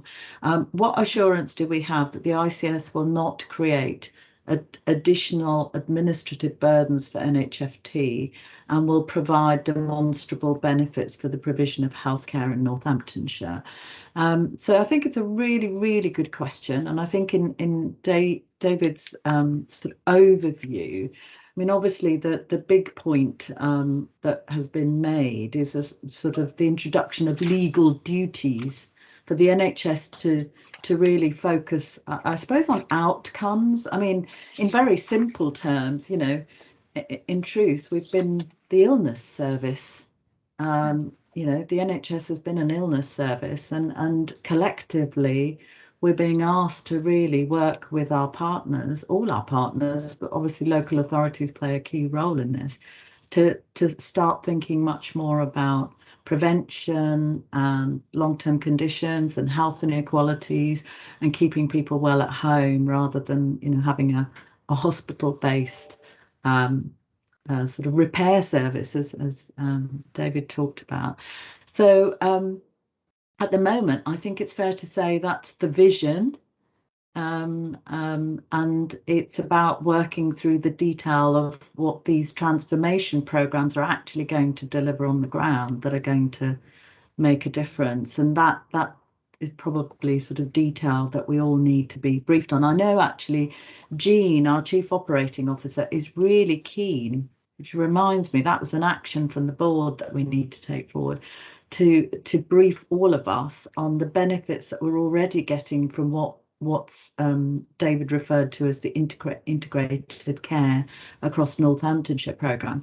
That is a really big programme that we've already been working on and is already delivering improvements, working very closely with social care, and she's really keen to bring us all up to speed on that, and she mentioned that at the last board actually, and it is something we've covered with governors before, but I'm conscious that a lot of governors will be new to that, and it would be really useful potentially to cover that and give you a real illustration of what working together can, how it really makes a difference, a stronger difference to the people that we serve. So I don't know whether David, you want to just, David or Maria, because it's worth mentioning that Maria, albeit she's obviously our deputy chair, non-executive director for us, but she was also involved in the ICS in Milton Keynes. It was wider than Milton Keynes, but in that system. So I don't know whether you'd want to comment on the particular points around the administrative burdens. I mean, I don't think it's absolutely crystal clear, but David, do you want to comment on that? And I'd quite like to bring Maria in as well. Thanks, Christy. I mean, I guess the first step in the administrative burden was the two CCGs in Northamptonshire coming together, Neen and Corby. So that was the first step in the long-term plan towards harmonising or stripping out some of the administration burden in health services and then moving that resource to the front line. The next step, I think, is bringing ICS partners together, and our interpretation of how to get efficiencies out of that model is by provider collaborative. So by bringing and working together as provider partners, we think we can push as much resource as we have towards the front line, because that's what we do. We provide services. And I think that's a really important part of the ICS model in Northamptonshire. Is it's a thin integrated care system across Northamptonshire, responsible for assurance and obviously responsible for the devolvement of resource, but actually in delivery terms, it's provider partners along with local authorities working together to deliver change and transformation, so doing a bit of commissioning and delivery at the same time, and that's different to what we've had before and exciting, I think. Thanks, David. Maria, did you want to just comment on that broader point? Yeah, sure. Just building on what David's saying, really. I mean, the concept and the ambition behind this legislation is very much to reduce the administrative burden, and it will be on us as Northamptonshire providers and partners to make sure that's the reality in the governance structures that we agree for Northamptonshire. At the moment, the way the NHS works is not as one sort of homogenous organisation. We're all individual trusts. We have our own lines of accountability upwards and are managed like individuals. The idea behind this is that we will collectively manage ourselves as a group working in Northamptonshire, working with our local authority colleagues to do that, so that we get rid of some of the kind of top-down instructions that sometimes don't work across the piece, so that we can look collectively and we can make sense of our direction together and focus on what our population needs. And it's sometimes referred to as kind of reducing the transactional activity in the system. So a part of the bill as well is very much about changing the way commissioning works, so that it's focused on outcomes and that providers aren't being managed against many KPIs that don't focus on the outcome for the population. So again, it will take away some of that administrative burden. That is very much what's behind these changes. And like I say, it's on us to make that a reality by working together. It will take time to evolve, I'm sure, but as it matures, you'd think the administrative burden should lessen even more over time. Thank you, Maria. Helen, I just to assure you that that's not the only answer. I want to. I think it's just. I thought it would be useful just to touch on those points, because I thought it was a really good question. I think when we come to talking about the ICS in a bit more detail together over a bigger session, I think there'll be an opportunity to explore that. Explore that in a bit more with a bit more care. But I thought it was useful to try and take the opportunity to at least address the sort of broad point. So there are a few questions. So I'll bring those colleagues in, and then we'll move on to Melanie's item. So David, first of all, David Jones. Yes, thank you very much for an interesting presentation, really important developments. From discussions I had when I was a non-voting member of the CCG board, one of the challenges for clinicians is that the strategies, the interventions, the actions required to work on prevention are less research evidenced than some of the treatment models. And I think that therefore introduces a challenge for us, that in many ways the commitment to prevention requires community engagement, and we think we know what that means, but the research evidence to confirm it is not so strong. And that often means in the NHS discussions that there's huge resistance to introducing them because they're not research based, they're not evidenced. And I think that is a real challenge. It's a significant and a proper debate. But for us as NHFT, given the range of our community interventions and the overlaps with general practice and also with local councils, it's really important that we engage with this, because let's be blunt, the NHS cannot sustain its current funding structure. It is not possible to sustain it even though we're the 6th largest economy in the world. We have to make choices. So we have got to engage with this seriously. And I think NHFT has been leading on that debate, Krishni, thanks to you and Angela, and we've got to persist with it. I'm also troubled by the suggestion that Secretary of State will take more power. So they're speaking with two tongues here, more delegation, but also more central political control. And that troubles me. And it's something that we will need to debate as the bill goes forward. But power to what NHFT is doing, and we've got to keep driving this system to focus on these issues. Thank you. David, thank you very much. I mean, I think that concern that you've highlighted, I think is a shared concern across, you know, various representations are being made, I think, by NHS Confed and NHS providers around the control element regarding the Secretary of State. But I think that, you know, social prescribing is very much back on our, it's included within the programme of work. And important, David, that you've highlighted, you know, that how important the voluntary sector is going to be in all of this, I think, as well, because, and we already, you know, obviously are working very closely with other partners like Age UK and Mind and Northamptonshire Carers.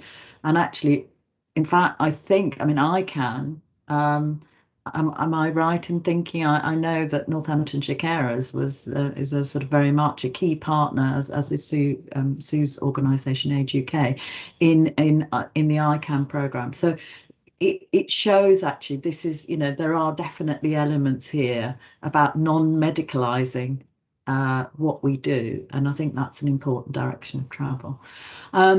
Vida. Hello, yes.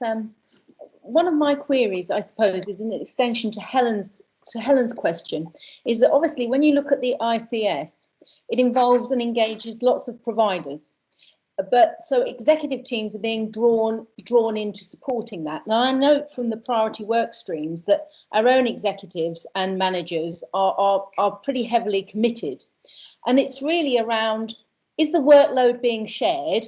Or is, like, for example, NHFT finding its management team, rightly in some respects, really trying to lead this? And how do you get all the other providers, who are all very busy, to, you know, step up and take responsibility for this? Because I suppose I worry slightly that you have a brilliant chief exec leading a good trust, gets spread too thinly when they try and, you know, actually have to do so much of sort of leading. I hope I've got my question posed rightly. Yeah, Vida, it's a really good question. Can I suggest, in the interest of time, I'm going to just take a few comments and questions and then just try and wrap them all up into a sort of single answer if we can, so that we can just address those. Interestingly, my system seems to be fading in and out, and sometimes people's names are disappearing. That might be a reflection of my Wi-Fi signal. But Chris, I think, wanted to come in. Chris Davison? Yeah, I'm here. Yeah. Thank you. David, thank you so much for your presentation and update. It's good to hear that you're settling in well. And thank you for breaking it down by national, regional, and local. I think as governors, we would applaud and salute all of the initiatives on enabling staff to reflect and reconnect. We cannot underestimate the impact the last year has had in terms of the overall staff well-being, and we recognise that fully. And to allow teams to recharge when we can see what may or may not be coming over the horizon is really welcome. So thank you, and I know the staff governors would be very particularly supportive of that. Secondly, I agree with David Jones. As a former NHS manager, the wolf in the sheep's clothing, or however you want to describe it, is the central controls that this will enable for the Secretary of State. So we need to be we need to be wary of that. Thirdly, on community engagement, we're here to help, and as governors, that's part of our role. And please don't misunderstand me, but having just done a community pop-up shop in Kettering, and I won't go into the detail, very powerful stories, but it's always been about three things for me: prevention, early intervention, and signposting. post-COVID, as society resets, as we enter a new normal, what is clear to me is advocacy. And what do I mean by that? People, because of the colour of their skin, disability, social circumstances, have nowhere to go. I don't know if she's on the call today, but Pat Edkins, one of our carer governors, parish nurse, we offered free blood pressure monitoring. 75% of all the people we saw in the pop-up clinic had high blood pressure. That's how we can get to places that you can't. So away from all the structural stuff, we're part of the governance process of NHFT. We have that responsibility. Use us, talk to us. We can get to places you can't. And finally, to agree with David's point, NHFT, I've always seen, has been an honest broker between the KGHs and the NGHs. I think there's an opportunity, as David said, through the leadership of the board, Angela, Krishni and others, can actually be the thought influencers and process for that. And we too are part of NHFT. So use us, draw on us, we can get to places you can't, and do really interestingly, organic, evolving initiatives that make us feel good as volunteers and worthy of our role. Thank you. Thank you, Chris. Sam. Hi, good morning. Yeah, thanks for the presentation, David. I have some concerns about this new structure with the ICS. In the traditional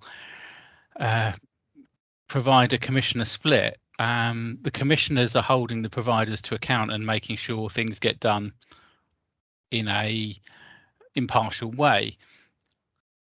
If you're kind of removing that from the equation, then who's looking out for the service user?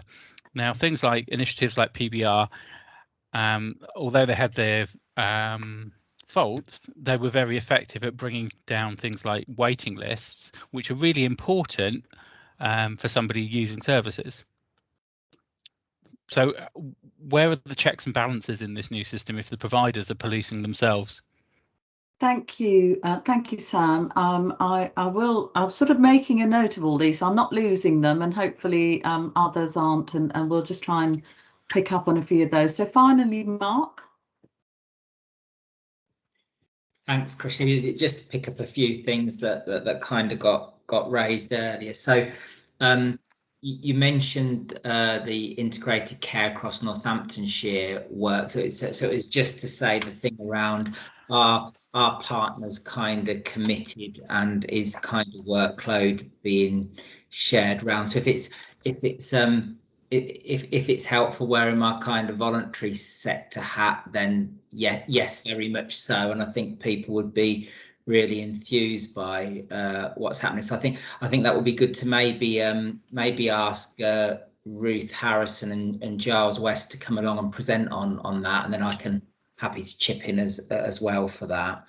I think there's something about the move into the ICS where the proof of the pudding's going to be in the eating, really, and it's can we as a system transact what we say we're going to do, and actually what we say we're going to do, and some of the early signs are very positive, but there are some definite tests coming up for that. So for instance, for the ICANN work, is the new government guidance around ageing well and the associated funding, is that going to actually be transacted through the business case for that work? And then I think another element of that is just to kind of really quickly take you back to a point earlier on. There's a key thing around co-production, engagement and involvement, and representation on key boards within the architecture of ICANN that is still to be done. I think particularly the representation part. I think we're making good grounds on in some of the other parts of it. But yeah, so yeah, just a bit of an overview there. Yeah. Thank you, Mark. And I think that's why it'd be really helpful to run a session, perhaps on ICANN, as a really good illustration of something that's actually quite well developed.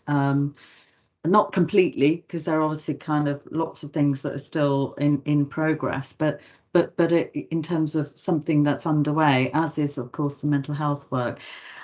Some brief comments. I wonder if one of the NEDs could comment on executive capacity, because obviously this is an area that we've been talking about as non-execs, in how we make sure that you know, we are leaning in on the one hand and supporting the system, but balancing and making sure that our executive has the capacity. I just wonder if Maria, maybe you'd like to comment on that, because I think that's quite an important risk that we've managed together in historically.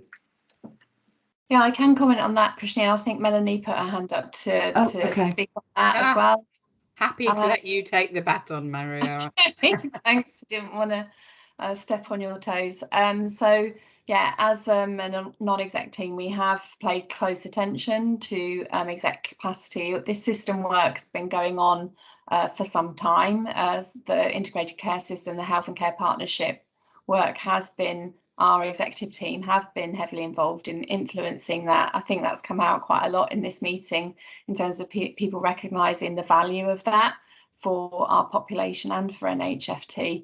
And in recognising the impact of that, we have purposefully built up the structures underneath the executive team to bring deputies or directors below the executive directors in, to give them the capacity to influence the locally in Northamptonshire in terms of the collaborative working, but also the collaborative working we're doing beyond Northamptonshire in the East Midlands.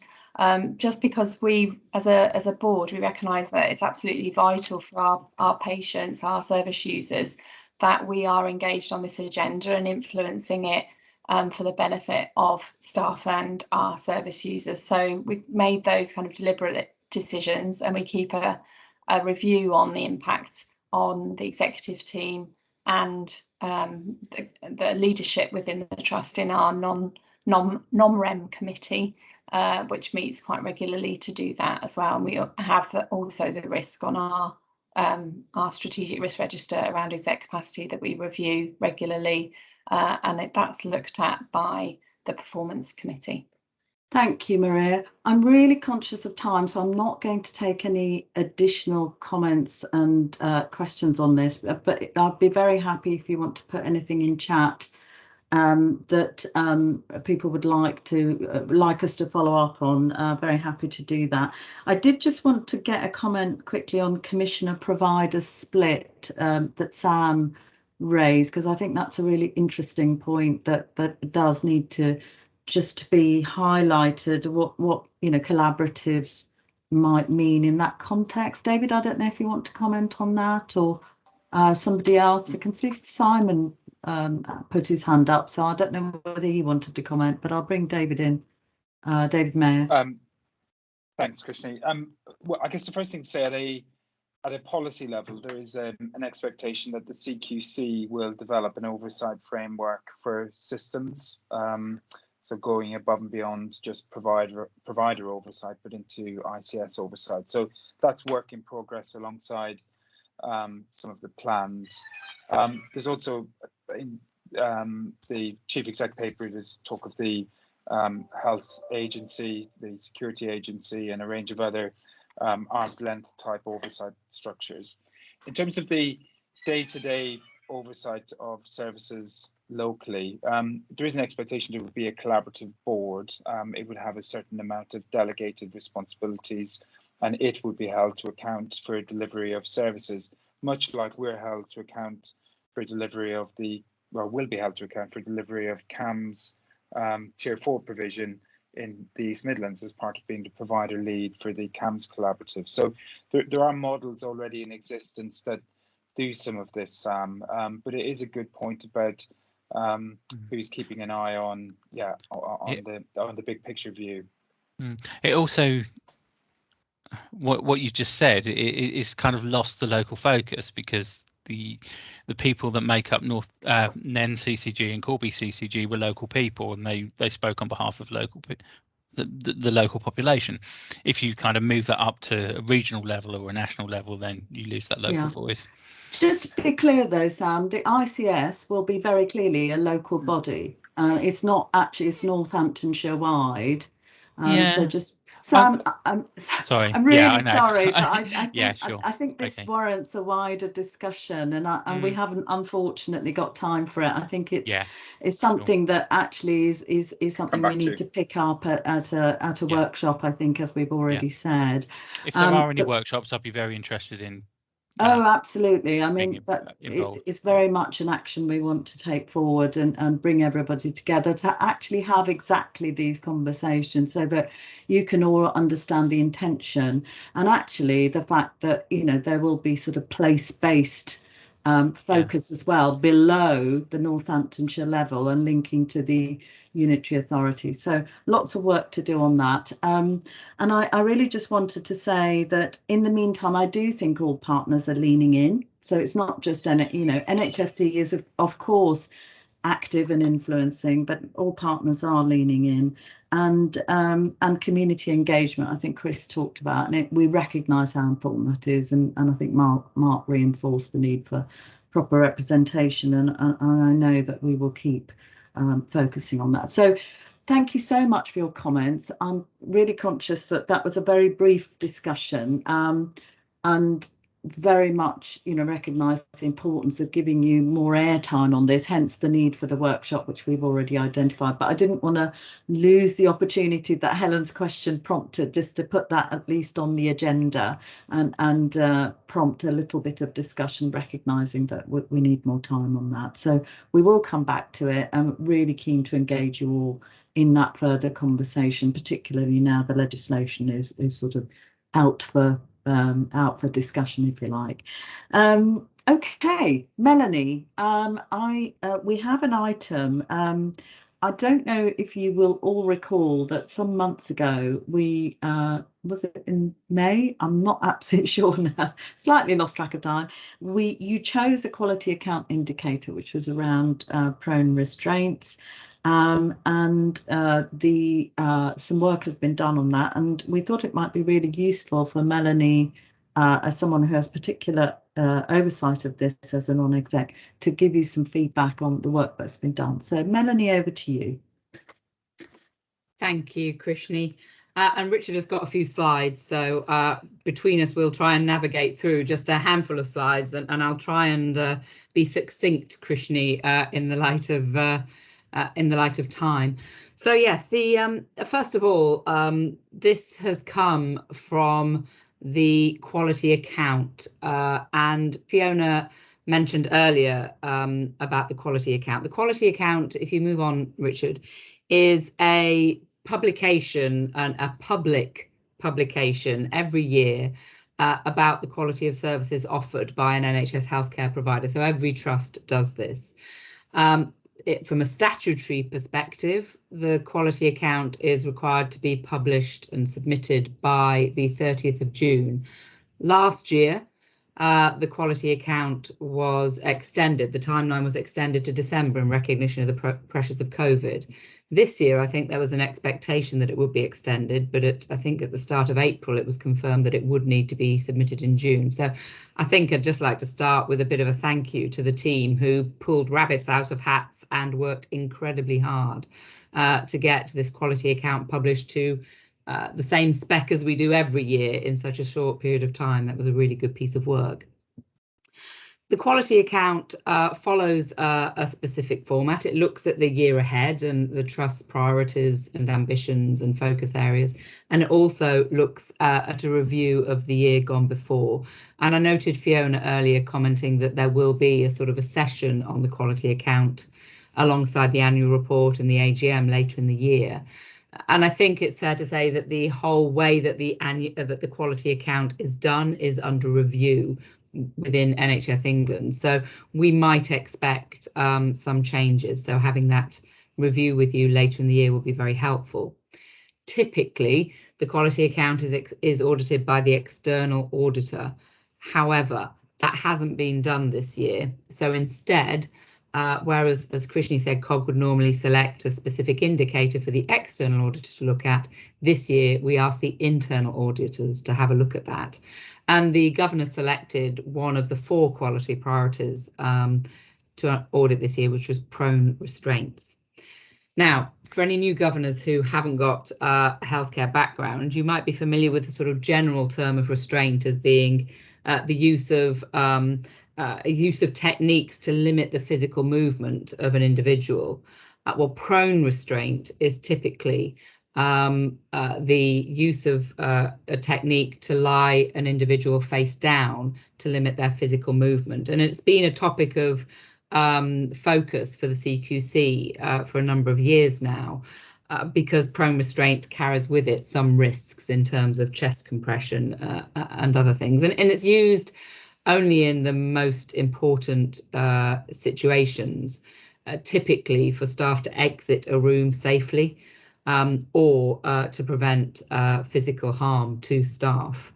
So prone restraint has been a topic that has been particularly focused on, and indeed in 2019-2020, the Trust produced a strategy, and in 2019-2020 actually achieved a 41% reduction in prone restraint, so made great progress. However, for this last year, 2021, the Trust didn't achieve its target, and you'll see that in the quality account, and that's one of the reasons for looking at this in particular. And whilst we can look at COVID as being one element of that, the need to isolate more service users, an increase in acuity, an increase in CAMS has also been the 0 to 19 mental health services and the increase in acuity there. There have been some sort of background features. It was really important for the internal audit to have a look at everything that's going on with prone restraint and give the Trust more guidance on things that we could do differently and improve. So if you move on, the key audit findings from TIA, internal auditors. Well, overall, I think it's very good to note that the auditors reported reasonable assurance, which, as you can see, if the slide is big enough, is a good position for the Trust to be in, given that we didn't achieve our target. And that reasonable assurance meant that the audit recognised the wide range of actions being undertaken to reduce prone restraint, such as training, equipment, appropriate governance arrangements, and I'll come on to those in a minute. The recognition really that COVID had impacted the uptake of training, and there is specific training for prone restraint around prevention and management of violence and aggression. That all frontline staff have had face-to-face contact with service users, have attended and can attend conflict resolution training and promoting safer and therapeutic services, which is a way of de-escalating situations to the point where restraint shouldn't be needed. And also the audit recognised that there was a learning culture where every single episode of restraint was reviewed after the effect with staff, and patient feedback was gained to share to inform improvement plans. So the audit recognised a large degree of good work, and that contributed towards a reasonable assurance finding. But, as with all things, the audit also, Richard, if you want to move on, pointed out a few things that we could do better. There was one important recommendation. So recommendations are ranked as critical, important, and then generally routine. So one important recommendation was that the Trust should do more to understand why it hadn't achieved the target, and that's work in progress with the quality team now. And then the audit also made 9 routine recommendations, and the completion of all those actions will be tracked by the audit committee and indeed by the governance process in place to look after prone restraint, which I'll move on to next, Richard, if you will. So there are a whole series of places where different reports, different lenses are shone on the use of prone restraint. And it starts first and foremost with a committee that I sit on, chaired by Itai, the medical director, the Mental Health Legislation Committee. And there we see regular reports on restraints as part of the overall committee report. And that shares with us both data and learning and actions that are being taken. There is insight brought to that meeting on restraint definitions, activities, programmes in wider NHS trusts and networks. And there are also notes shared with that committee and copies of minutes from the Prevention and Management of Violence and Aggression meetings. That's the meeting I referenced earlier, where every single restraint is reviewed and if you like, challenged. And the Internal Audit Committee, one of those 9 routine recommendations was in fact that we increase some of the formalised reporting in that committee on the quality priority for this year in 2021, which again, one of the priorities focuses around the reduction of the use of prone restraint in inpatient services. And also, as I said, this committee will ensure that the actions from the audit are tracked and closed. The report from the Mental Health and Legislation Committee also then flows up into the Quality and Governance Committee, which a number of non-execs sit on. We see those Mental Health Legislation Committee reports and have the opportunity to challenge and comment, and we also have oversight of the quality priorities. So as you'll see in the quality account, one of the quality priorities remains to focus on prone restraints. And one of the, again, 9 routine recommendations from the internal audit was that quality and governance maybe just strengthen a little bit their oversight of those quality priorities and get a more regular review of the action plans and the progress being made. And that will be put in place. The audit committee, of course, has the opportunity to commission audits in this area. So their focus on this is very much as required. And as we've seen with this in an internal audit report. And then, of course, we have the opportunity to escalate concerns and, from a board perspective, oversight of the quality priorities. And through the quality priorities, the board would also then have oversight of the performance on prone restraint. So from a non-executive perspective, I am very assured, as an individual, I am very assured that we have a good chain of oversight, assurance and visibility of the prone restraint data, tracking trends, benchmarking where feasible, and looking at best practice from other trusts, and then looking at all of the actions and plans that the trust has to improve their performance. I think that is my last slide. I'd be very happy to take any questions on that if there's time, Krishni.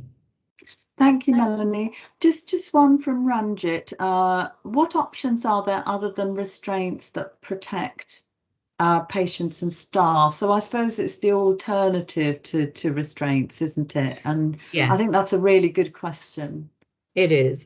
Well, the Trust has invested in a number of ways that staff can, that patients can be supported during those moments of crisis, and a way that can enable staff to exit rooms, for example, more safely. And some of the governors who've been around a number of years may recall some references to pods, like great big giant bean bags that the Trust has put in place, that when a patient is placed in the beanbag, have you ever tried getting out of a beanbag? I think we all have this experience just with a normal beanbag, but these are super big beanbags. So there are ways in which we can use equipment, but I think the most important thing is to try and continue to develop through training, through innovation, ways in which staff can try and prevent escalation in the patient to the point where the patient has to be restrained. Some of those sort of can be technical matters. So body-worn cameras has also been an initiative that staff have used, which has had an impact sometimes in helping a patient to consider their actions where they're able to. But most of the time, it's about training people to really try hard to use different emotional and psychological techniques to try and de-escalate the situation.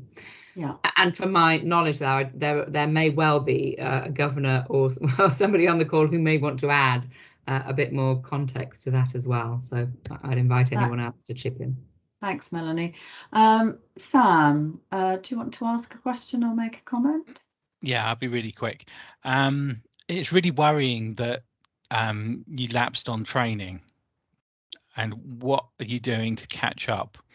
Because having been, I'm an ex-psychiatric nurse, so I know the importance of this training, and I know about prone restraint and how dangerous it is. And if you're not training your staff, I'm sure you've recruited staff in the past year, and if they haven't been trained, that's a real worry. Yeah, I think, well, two things. First of all, you know, the pandemic meant that some hard prioritization had to be done. And in some areas, training was deprioritized as a result of the intense pressure on staff to provide services for COVID patients and to support other parts of the healthcare system that needed that. And what I would say is that over the last month, that training program has bounced back. An additional role has been created, a restraint champion, if you like, who is putting in particular focus on visiting teams on inpatient wards to train, to advise, to support. So there is even more focus now on both training and implementation of training in real practice, and support from the PMVA team than there was previously. So whilst it was unfortunate, I think that training was had to be de-escalated for a period of time, I am personally assured, and having met one of the PMVA trainers only earlier this week, I think we are now in a strong position, and training is getting absolutely back on track with the improved supervision as well. Thank you, Melanie. Brief comment from Itai. A really good question, Sam. Thank you, because training is really important, and I think we have to recognise that during the pandemic it has been more difficult to maintain our previously very high, very effective training levels. Itai, really brief comment from you, because we're 10 minutes over, so it'll need to be the last word on this. Would you like to come in? Yeah, just very quickly, I think there's a very helpful comment from Tracy in the chat about how a lot of training was provided virtually. The other thing to mention is that there was very limited capacity, as you will know, with COVID safe restrictions, balancing, doing the PMVA training, which is really a kind of physical and hands-on, and having to limit the number of people who can be in a room, even with all the kind of PPE worn, etc. So I think that had an impact, and it's an unavoidable situation that that we were under, but it's a very helpful observation, Sam. Thanks. Thanks, Itai. Yes, important to note that actually. And there is a question from Chris, but we'll take that away, Chris. Timescale for implementing it's a good question, and I think clearly, we can continue to report back on training improvement and things like that as at a future occasion, because this is a really important area for us, and one that the CQC will continue to scrutinise us over. So it is, something we take incredibly seriously. Fiona, I'm just about to bring things to a close. So Lloyd had his hand up, that was all. Lloyd had his hand up. I don't. He's put it down now, but I don't know. Yeah.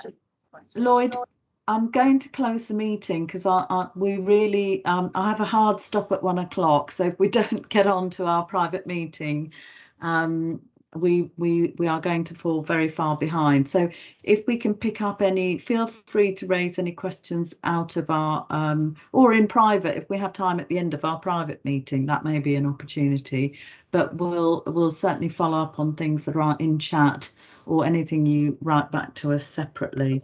But I hope you found those discussions helpful. I always feel a bit frustrated by the fact that we never quite feel like we've answered everybody's questions. But I think some of these things, as I said, I think are useful for us to follow up on when we go to some of our workshops, and hopefully we'll be able to explore that some of those, particularly the ICS issues, in a bit more detail.